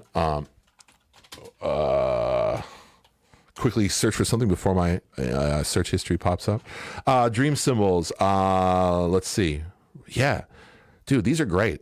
These are really good cymbals. So, like I said, if you have a problem with overheads, like a lot of us do, getting good crashes helps a lot.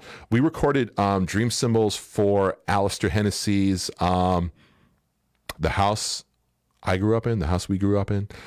Oh man, I love those cymbals. I remember he came in with them, and I never heard them before. I heard of them, never heard them. And I was under the impression they were cheap cymbals. So I thought maybe not the best quality. So I heard them in person. He was a great drummer. Brad's an awesome drummer. And he was playing around. I'm like, okay, these sound really cool. They're really dark. And that's another thing I recommend too for doing recording cymbals, dark. Trying to get as dark as possible. So that way that's what I like. It's not a hard rule, but for me, I like dark cymbals because the darker they are, the less they occupy your top frequency. So when your drums, when your snare and your toms, they can cut through nicely. When the cymbals are so bright and brittle and shimmery at the top, it's hard for me to get the crack of the snare to come through. And so that's a practical reason. But the Dream cymbal sounded really good. I would highly recommend to listen to that album. Let's see. I'm probably going to get, Life Aquatic. The House. Oh, come on. See, this is the problem. This band should come up right away. This album is insane. This is the band. Okay, this is another thing I want to talk about. This is the studio giveaway stuff that I'm doing, which I think there's a few more days left on. So please submit those demos. I got a bunch of them, and I'd love to get a bunch more.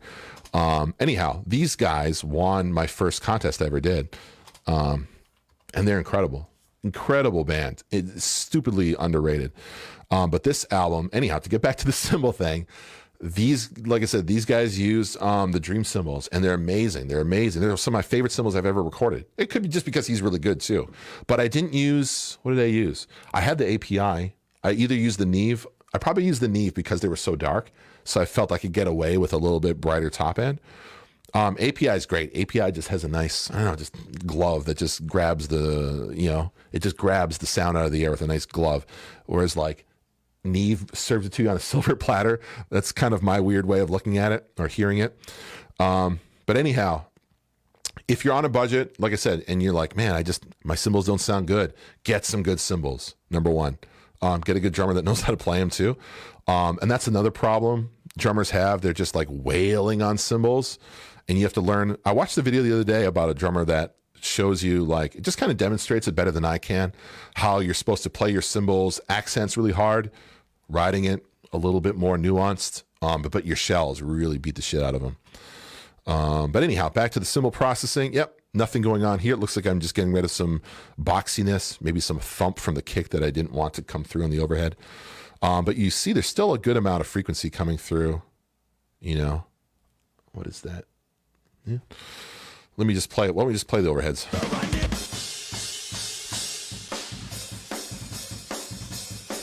Oh, I think I remember having a problem with the China coming through on this one. And I see some, China dubs. Yeah, I see that.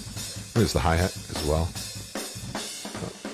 Well, let's do the cymbals right now. And we can turn them up a little bit. You can hear a little better in the chat.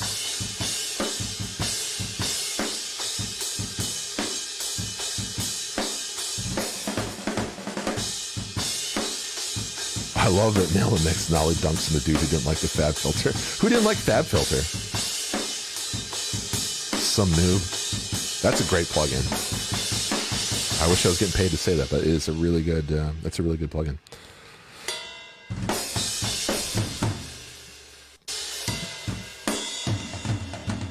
Yeah, you can hear there's still a lot of drums coming through on the overheads, right? And I like that. I like a lot of shells coming through on the overhead.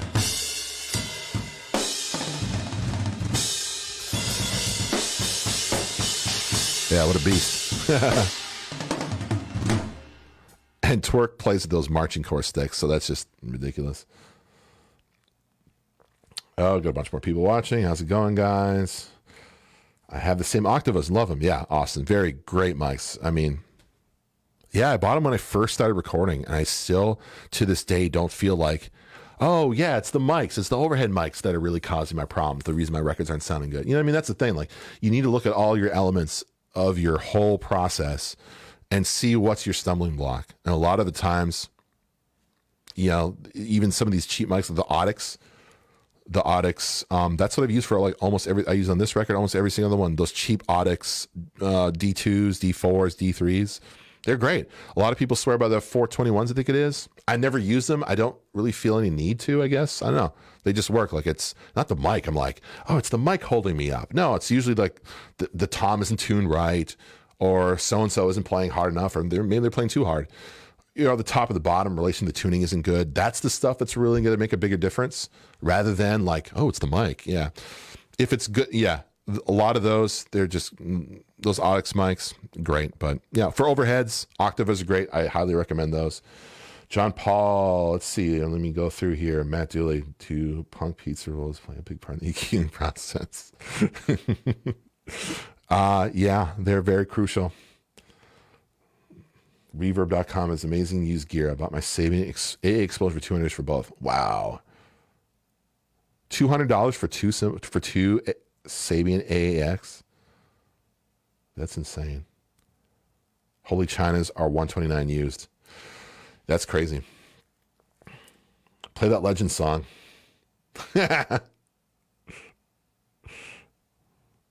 There's some new Legend stuff coming up. You'll have to wait a little bit longer. Figure 8 technique for the cymbals. Figure 8 technique. What's the figure 8 technique?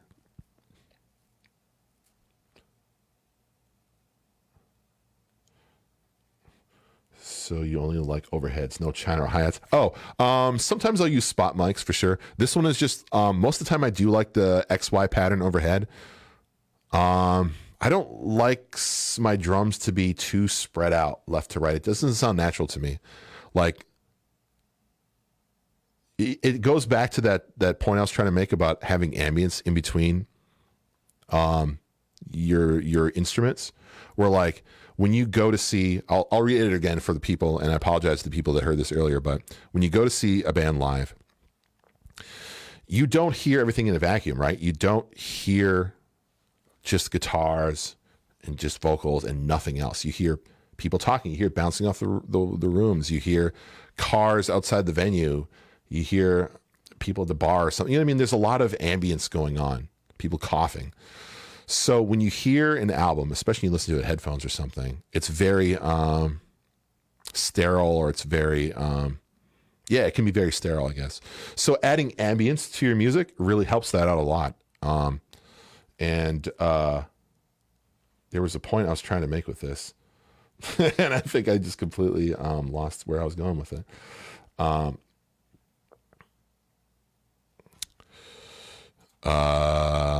Maybe I was talking about the shells bleeding into the overheads. I can't remember. I promise I didn't smoke anything before this. So spot mics, let's see. That I remember we were talking about. Yeah, I got a spot mic on the hi-hat. And that was through the API. And there's one on the ride as well. Okay, he rides in that, or crashes on that ride too. And there's some automation I see going on. Yep, all kinds. So I'll put a spot mic on the China from time to time. I forgot to do it on this one, I think, so I just dubbed it in later. Thankfully I went through and had him hit all the cymbals individually and recorded them, so that way, just in case something didn't come through, I could just dub it up. So you can kind of see here, right there. There's the China dub, because overhead it just wasn't enough. It just did not cut through. And that's a problem with Chinas too. Like sometimes Chinas just don't have volume. Like they'll sound good, they have a great sound, but just do not cut. You think. Yeah, it is quiet, isn't it? Yeah. But then you add in the China dub. Yeah, way better. I like Chinas to really cut through. Maybe it's just listening to August Burns Red back in the mid-2000s has conditioned me to want to hear those up front.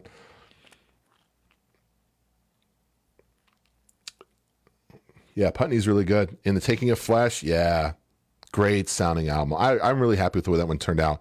The Burial, another criminally underrated band. Elisha, Caleb, insane musicians. Some of the best. Elisha's got to be one of the best guitarists I've ever recorded. The Burial, they're on Face Down.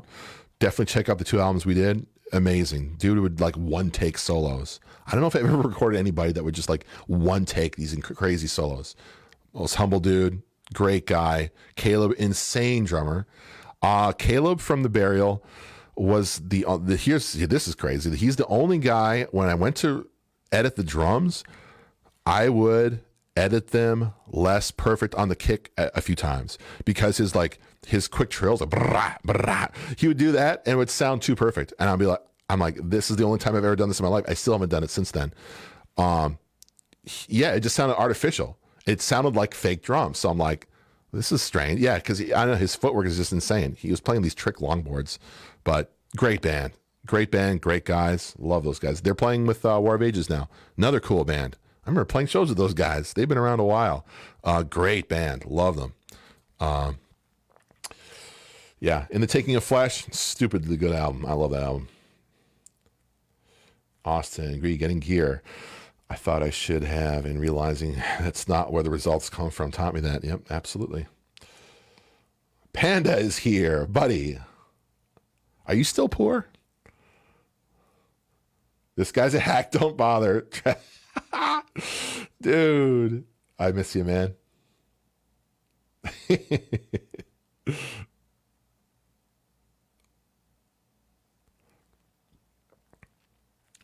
swipe. Oh, okay. I see the figure 8 as far as the playing. Yeah, man, you're schooling all of us on your drum techniques, buddy. You might be the best drummer I've ever recorded. John Paul Vega, For We Are Many. Dude, if you're in the Detroit area, go watch these guys. It'll either inspire you to play better or inspire you to sell your gear, because why bother? Okay, so you swipe back and forth, crash to Chinas rather than hitting straight down. Yes, absolutely. Yeah, it's more of the swiping technique. I get it. Yeah. Figure 8. Okay, that makes sense. Yep. Allows the cymbal to breathe more. Matt Halpern. Oh, yeah, dude. Yes. Zach, don't oust me, man. China's lean love too. Yes. What settings on the API are for the cymbals? I mean, it's just it's just a preamp. I don't do anything with there's no EQ on it. It's essentially just turning up the gain. And I'm a sucker for driving things, saturating things like crazy. So I don't know if there's, let me look at these pictures again. Do we have anything? That doesn't really tell us a whole lot, right? Crank them. That's my setting on the API. Crank that shit. Christopher is here. Christopher Hurd, good to see you, man. Audience perspective or drummer perspective? I'm usually, see here, and didn't I just get done talking about the natural panning of things, the natural sound of things? And I'll always pan to drummer's perspective. So that's just one of my weird things, my weird hypocrisies, right? So now in theory, you should be panning from audience perspective, right? But then my theory on, okay, this is the reason I pan from drummer's perspective, because only drummers know where a hi-hat and tom should be.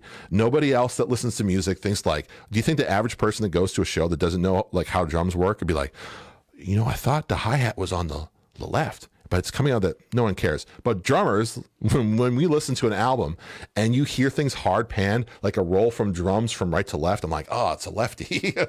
Sorry, John Paul. You know, it's one of those things. I was like, hi-hat's on the right. It's just like, So if you're a drummer like me and you know, this is not as much now as I did when I was a kid, but like you're like listening along and you're playing in your head or actually playing along with it, and the panning is off from what I hate it. For me, that was a big pet peeve. So I always like to pan from the drummer's perspective. For all the drummers out there, for everyone else, you guys don't know what's going on, so I don't really care about you.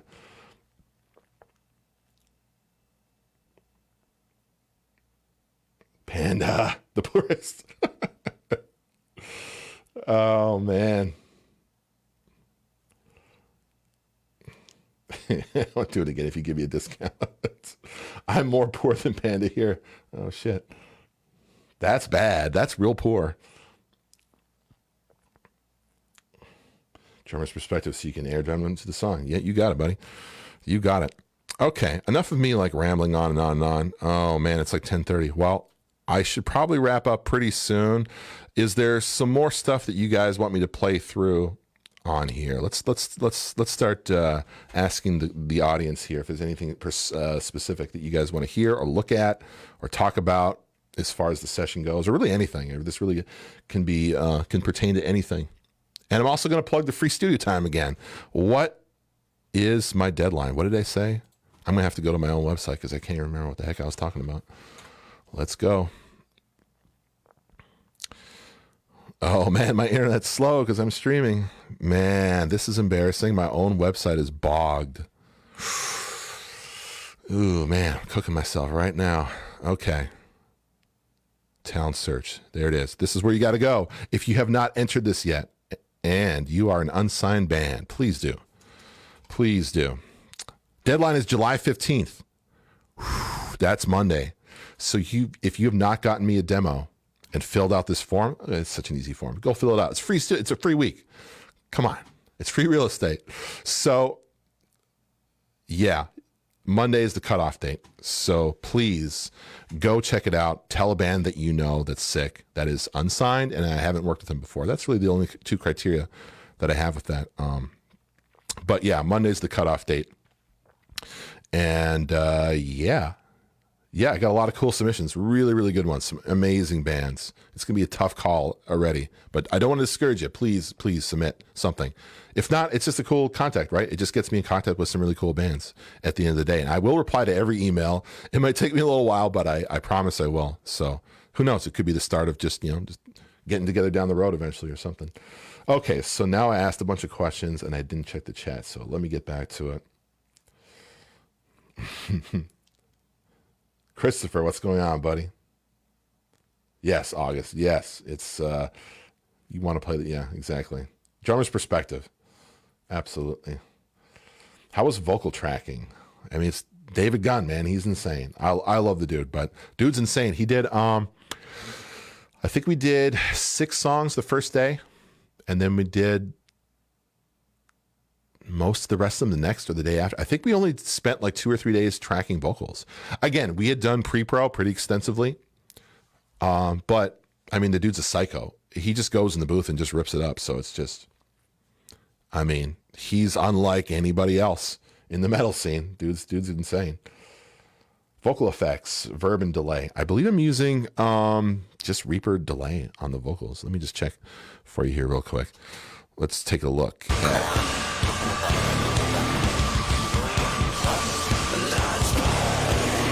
Trauma Model. Okay. That's pain. Oh, there's a cool story about this song. I don't know who had the idea. Maybe it was me. Maybe it was somebody else. But I was like, let's get David outside. It was in January. We had like a record snowfall that year. This was 2014 January. And I wanted him to walk outside. Maybe he had the idea. I don't want to take credit for it. But we wanted to record outside the vocals for I guess it would be the bridge, this extended verse before the last chorus. So I gave him like 100-foot XLR cable. And I think it was the 7B, and I had him walk around in the snow outside. You can probably hear the snow. Let me just solo out the vocals here.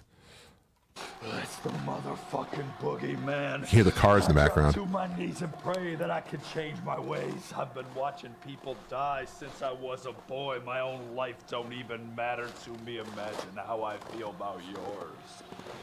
Growing up just means a game where two kids fight over a weapon and the loser's slain. You best be man enough to squeeze and he's the back gun inside right there. in his heart. Because I did the snow, and you can kind of pan it out, right? You can kind of see the take, all that, but it didn't quite sound cool. I liked it coming back inside right before the drop, just so it really brings it back in. It didn't quite sound cool, but yeah, the outside stuff is, I don't know, it's just kind of neat. It just gives it a different vibe to the song. There's a lot of stories. I wish I could remember them all from this session. There was a lot of cool stuff that we did. Let me just go through these comments some more. Sorry, I'm lagging behind. Vocals, yeah, trying to think of July 15th, thanks, Tim. Vocal effects. I know there's some other stuff. I'm sure the old rat box, that's something David loves, running his vocals through the rat pedal. That's an old technique, but it just sounds really cool. I don't know where in this song, if there's something like that. What a mother only should, and it took her further than any college degree. Just no good. What the boy liked the most was the way she never let it show. Yeah, it's funny. These vocals are stretched a little bit. That's another thing about Reaper. It does a really good job stretching vocals without, like, keeping it transparent. I don't know why. Did we change the tempo or something? Maybe. I'm not sure why they're stretched out. I just noticed that. Yeah, delay and stuff. That's all Reaper's default shit. Kick processing. Yes, let's take a look at that, Mike. Okay, kick. What do we got going on? This is, what did we say it was, right? The kick is the RE20 into the Neve 1073. And the nice Rosetta Apogee in out was handling that. Oh, whoa, okay. Okay. Little drum leveler. I have Fab Filter on here. I don't remember using Fab Filter on here. Did I go back and muck with this later or something? I don't know. Huh, okay. Some extreme EQ. Let's see, R bass, good old R bass, right? Give it a little extra low end around 49 hertz. I don't think there's any specific reason. I probably just like the way it sounded right around there.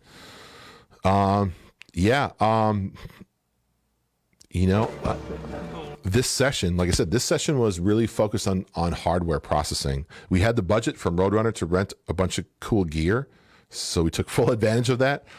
I think our budget, I'm not sure what it ended up being, the bill for all the gear. I think it was like $15,000. A lot of gear for this one. So unfortunately, the stuff in the box, not really that interesting because a lot of it was done, like I said, on the way in. So we just really slammed it with the what do you call it? The Neve. How do you change these pictures? I hate this stupid image viewer. That thing sucks. Yeah, I think it was just slammed with the Neve, And oh, that's right. I remember saying earlier that the sample that I made for it wasn't loading. So there is another sample I made from the kick. Here we go. At the end of the session, here we go. If you go to the end of the session, I have a bunch of kick samples and stuff. This is there's the kick. So I take that and layer it in as well. I'm sure I process it differently too. I'm bummed it's not loading. But there it is. Brandon, vocals, verbs, effects, delays, drum bus processing. Let's see. Let's go through the drum bus processing. What is going on the main bus? Where is it now? There it is. Okay. Well, some crazy automation going on in murder. Whoa. Oh, okay. It looks more crazy. It's only 2 dB boost. Okay. Whoa, look at that compression. That's on the main bus. Whoa, you see that? That's like 13, 14 dB reduction. I'm a wild man. Now is that, hold on a second, is that, I don't even know if that's, I think that's, oh, okay, it is half wet, half dry. I see, okay. I was like, I'm insane. My ears are tricking me. Nope, okay. I see it's half wet, half dry. EQ, nothing. Again, this session, so much of it was done just in the box. Not a lot had to be done in post. So that's the main bus. But like I was saying earlier, I do really group them down quite a bit. So that's just the overall one. So I can go into, let's say, the shells. So then the shells I'll process differently. So this is kick, snare, and the toms, right? I don't have anything else going on. Yeah, kick, snare, tom. And then, oh my, more compression. Spoiler alert, more compression. Blasting it with, 10. Dang. Again, don't let your eyes fool you. As soon as you look at a setting and you're like, oh, that's too much. You're not using your ears. Nobody looks at a record. Nobody is like, oh, I wonder what this song looks like in the settings. Nobody cares. Does it sound good? Cool. So keep slamming it. Keep slamming it until it sounds good. Or back it off until it sounds good. It's the thing, even me guilty of my own stuff. I'm going back through my old session. I'm still looking at these settings and being like, man, I was going nuts. But no, it's fine. Sounds good. Okay, so that's the shells group. And then we can go, then there's the smoosh. I'm not sure if I don't know if you're here when I talked about the smoosh mic, but that's just the Royer ribbon sandwiched in between the snare and the kick drum. But up a little bit more, like up above, like kind of where the top of the kick drum shell is. So it's not really underneath it. But anyhow, that's just blasted. Just to give it some energy, right? That kick's just booming. And nothing crazy going on. But that's another thing in the drum bust, just to help bring it to life a little bit more. Again, like I was saying, fill in those gaps to make it sound not so sterile, where like your ears right next to the snare, and then your ears right next to the kick, and then your ears right next to the toms. That's not how you hear drums. It's not really, I mean, I guess depending on the genre, right? Like if you're doing like rap or something, having things sterile and separated can sound really cool. But for this type of band, I want it to be raw. I want it to be like hairy and all over the place. So then within this, the overheads, like I went just to some EQ. I didn't even put any more compression on, which is surprising. A lot of times I put more compression on it, but I guess I wasn't feeling it. Room mics. So we have the Coles stereo pair. I don't really do much room mics anymore at my new place. I find that, I don't know. I feel like I didn't really like these room mics were probably turned down really low too. Even with the Coles, like I think the way I look at drum rooms is either you have a really nice acoustic space, really nice. I'm not talking like you're recording in a big garage and it sounds cool. You can make it sound kind of cool, but like not for a live kit. Now I'll make samples in my garage for sure because it's a separated and isolated snare or kick drum or tom, and that sounds really good. But recording a whole drum set in there, if it's like especially heavy music, it just sounds bad. Like it doesn't sound good. You have to have a really nice drum space, in my opinion, to record and really utilize the room. So I just end up making rooms out of the room mics, but I'll put like reverbs and stuff. And I think I just ended up I wish those samples would load check so I could show them to you, of the snare and because I did that with the snare on this. I processed it separately and gave it a real nice like room kind of sound to it. But looks like I compressed this. Okay, with our compressor. Apparently, I never used that. It doesn't sound bad though. Yeah, maybe it's this. Maybe it's here. I go ranting against it, and it's like it sounds kind of cool. But I don't think I mixed it in too much. But it is kind of loud. I don't know. Maybe I'm lying. I don't know. This is from 5 years ago. I don't know what it is. I'm always doing different stuff. I guess I'm kind of bad at these because like every set, I don't really know them that well. Like 5 years ago, so many different types of sessions and so many different ways of doing things. I really don't like doing the same session twice. Maybe it's just undiagnosed ADHD, but I like trying new things. And you know what I mean? I think it gives the band, it's entertaining for me. It helps me learn and grow, but I think it also helps give the bands I work with their own unique sound, right?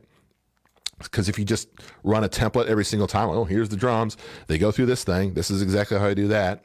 That's like that's not exciting to me. That doesn't feel like making a record. That just feels like rolling sausage out of a sausage grinder. I'm just not interested in that. I'm sorry, that's actually offensive to sausage makers. Let's say like people that make big pens. Oh man, I'm going to offend everybody. You know what I mean though? Like more like a product than a piece of art is the way that is. So I like having a lot of variety, but unfortunately it makes doing these streams a little difficult because I'm having trouble recalling how to what I was doing for some of these things. Okay, so cymbals processing, let's take a look at that. Again, just rolling off some low end. Nothing crazy, right? That's okay. And that's really about it. Yeah, nothing too wild. Okay, let me go back to some of these questions here. Y'all better enter. Yes, thank you, Panda. Yo, I'll make your band sound the best. Okay. Hey, that's a good endorsement. I'll take that. The new Moreau stuff is cool. It's very cool. You guys need to check that out. They're really teasing us with those teasers, man. Morose is a real teaser band. These bunch of e-boys out here teasing us. Byron is here. Oh, Byron, my dude. How's it going? Hey, I will make this available for you later to watch, so you'll be okay. Yes. Brandon Lopez, thank you for posting that. I appreciate that. Yes. Yes. Please. If you're a cool band, please enter. If you're not a cool band, sorry, no thanks. I feel such an ass saying that.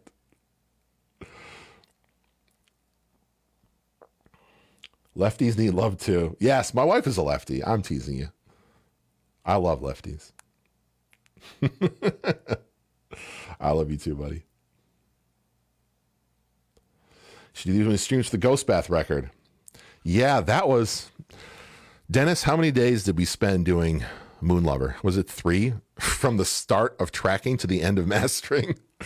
I would like to see that session too. That would be like a real just blaze session. Oh, the momager is here. Tamley, how's it going? Mark is here. Team Whisper, right? Scooch. What was the guitar processing like? Both going into the box and post. Oh, man. I know I used a Royer ribbon mic and probably an SM57. Seems like psychotic not to use one. I know I talked about, like, I don't want to do the same thing in every session, but some things are like no-brainer, right?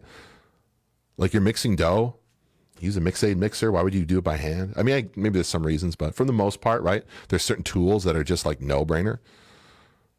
Like if you're doing, like, if you're using something else, you're just being contrary. Maybe that's not right. Maybe that's a little too strong of a stance on that. But for at least for me, the way some things to me, an SM57 on the snare, well, duh.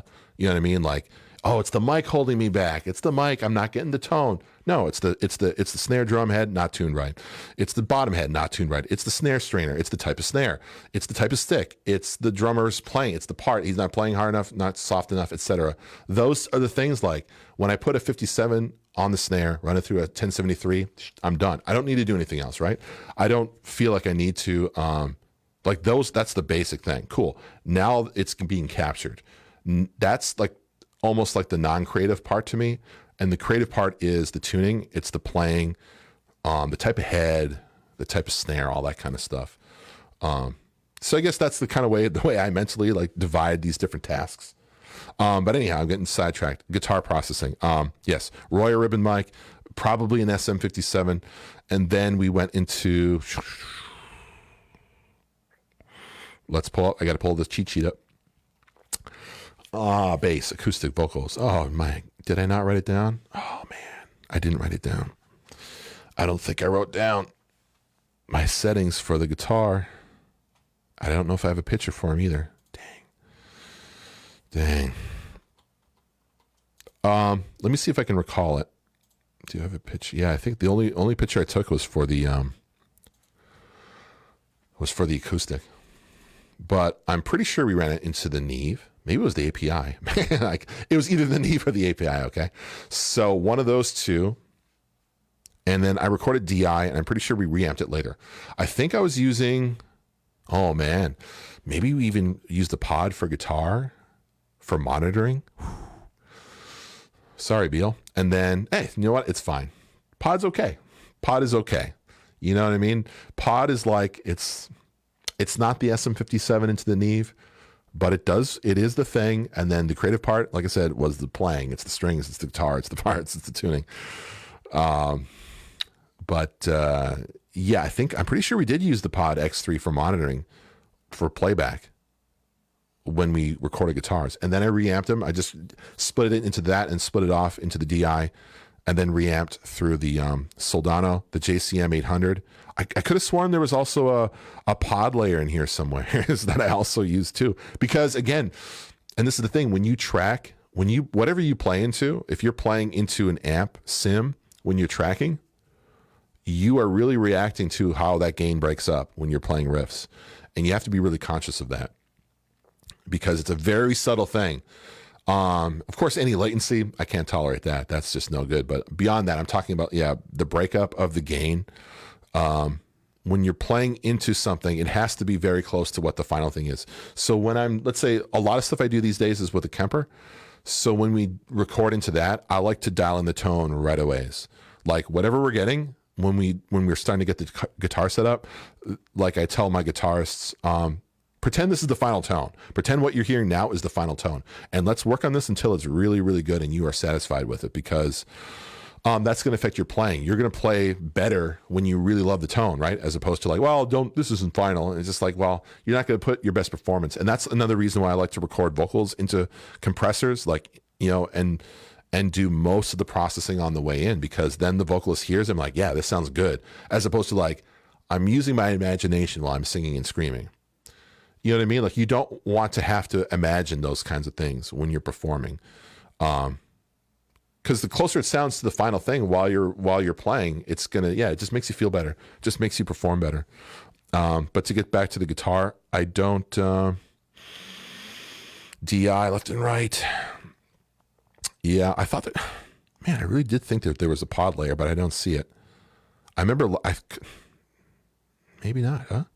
Yeah, I see the DI, but it's muted. What's in here? Just EQ. Okay. Yeah, I thought I ran into some pod, but I guess I didn't. So it's just the Soldano and the JCM 800. And as far as post processing goes, let's look at the EQ. I'm sorry, that's the thing I didn't go over. EQ. Whoa, okay, yeah. Typical with live amps, right? There's going to be some spots that are just heinous. Whoa, I was in love with the top end of that Soldano, apparently. Again, don't trust your eyes. Never. You should have some stuff that EQ that's extreme. I mean, it's big moves, you know what I mean? Like subtle stuff. It can be good, but a lot of times you want to be making these big moves. Either it's good as it is, or really creatively sculpt the sound in a way that's interesting, or get rid of some shitty frequencies, which I'm clearly doing here. But I'm also in love with this top end. Okay, so that was the Soldano overall. Did I do anything individually? No, I didn't invert the phase.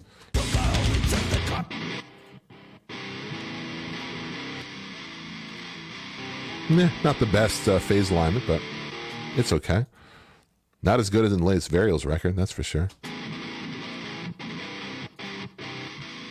Yeah, it's okay. It's okay. I'm a little hard on myself, but yeah, James made from Varials. He made this little like 45-degree piece of paper and put two of my SM57s and lined them up. And he got the phase. He was setting up the mics for me, and he got the phase so spot on, like it was almost muted when we flipped the phase. I was really impressed with that. That was good. Does somebody make like a what do you call it? A 3D printed holder for SM57s? I thought somebody did. Alex, was it Wilkinson?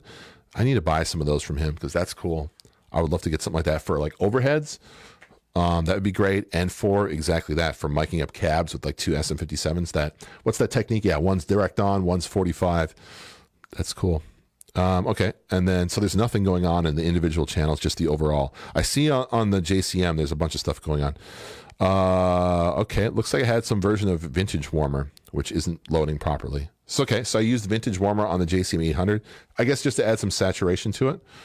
I wish I could pull up the settings, but yeah, it's not loading.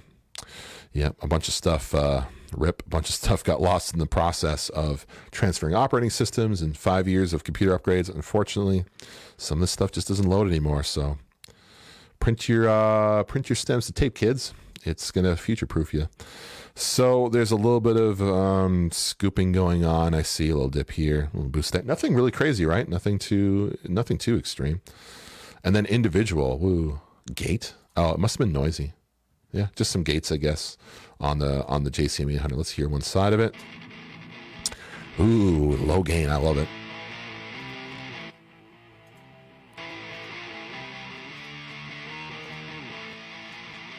Yeah, okay. Phase alignment. Could be better. Let's hear. Yeah, so I dropped out the JCM layers at a few spots, and then they come back in when it picks back up with the drums. Oh, and lower in volume. Ooh, man, I love the sound of like heavy music with like low gain. That was something with the Legend record, the Pale Horse. Like, I think I put that 6505 plus on like, I think it was 3 or 4. It's very low gain if you go back and listen to it. I still love the sound of that guitar, and I always tend to fight a lot of guitarists. Like, I always like it lower gain. It just, I don't know, you get a lot of detail and clarity out of it, but it's tricky, right? Because you want to have the high saturation, but you also want detail. So our solution on this one was do the Soldano high gain, and it's not even that crazy high gain, and then low gain. Yeah, that JCM 800, I love it. Ooh, it's just so crunchy. I love it. That nice decay. Oh, sustain. Yeah, it's got sustain. Sure, let it decay. Let it kind of fade off in the distance. It doesn't need to be a sausage all the way across. Sausage. Okay, let's get back to some comments here. I'm just going off in my own little psycho world. What time is it? Oh my God, I got to wrap this up pretty soon. Let's see. Let me just scroll through. I'm sorry, guys. I'm really glossing over some of these questions. Don's here. Everybody say hi to Don Bauer, please. Just went out to dinner with him at Lucky's. Wilkinson, mic clip. Yes. Thank you, Sean. And thank you, Raphael. Studio Freeman makes, yes, way better one for the 257s. Phil is here. Thank you, Phil. Josemar is the dopest. Yes. James, man, I love those videos, guys. They are the best. But the one made by Studio Freeman is far superior. Okay, I'm going to look into both of those. Thank you, Phil. I appreciate that. You are the amp king. If there's anybody in this stream that needs reamps, hit up Phil. He's the man. You're really into sausage. I'm sorry. I'm sorry, Chase. And Nicholas Page is here.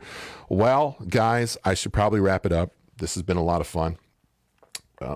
Is there one more question? If there's another one of these streams, please let it be. Those Who Fear session. Oh, yeah. Those Who Fear. Don, would you be down for that? I know you. I'd get Luke here. That's another thing. I know I was talking to David about having him sit here on this, and that would have been fun, but he's traveling. Dude's across the pond, making some plays, making some videos, but maybe in the next one, it'd be cool, right? To have some of the people that were involved in the session to sit in on. That'd be really cool. Brandon Lopez, thanks for contributing, man. Thanks for all the questions. I really appreciate that. It's always fun. Yeah, you're welcome, buddy. Thanks for tuning in. Okay. Those Who Fear, please. Which Those Who Fear album? Which one? We did like 4, right? The first EP, and then Unholy Anger, and then Unholy Anger, and then Death Sentence, and then State of Mind? State of Nature? Yeah, Don. Hey, Christopher, I'm pretty sure the whole thing's going to be available on Facebook after this is done, so you should be able to watch it then. But Unholy Anger, yeah. Unholy Anger. No Hope, yeah, No Hope would be cool. That was a really fun session too. Yeah, Varials also be a good one. Yeah, Unholy Anger. See, I was listening back to it the other day, and I was like, I like the newest one better. I think the newest one sounds sick. But maybe the songs are better on Unholy Anger, and that's really what it's all about, right? So, very cool. Well, Danny, I hate to disappoint you, but I'm about to take off. Thanks, guys. Thank you so much for watching. This was a lot of fun. And, yeah, thanks for watching. And, I want to leave it on the note of, I'm going to go back to the talent search thing. Please share this around. I'll probably post something on Facebook, maybe another, one of my mugs with the details on it, and you can share it around. There's a few more days. Like I said, a rough demo is fine. You know what I mean? I'm the guy that's supposed to make it sound good, so I know what when I hear it rough, it's okay. I can, we can work on it. So if you have a rough demo and you want to like polish it up, don't worry about it. A good song is a good song, and a good band is a good band. A little bit of polish, in my ears, isn't going to change that as far as who I'm going to pick for this. So if it's a really rough demo, don't worry about it. Just send it over. You know what I mean? I hate for you to miss this opportunity. So, okay. I told my wife 11 o'clock. Look at that. It's exactly 11. Pretty good. Okay, guys. Great. This was a lot of fun. Really appreciate it. Thanks, everyone, for participating. Thank you so much. We'll see you soon.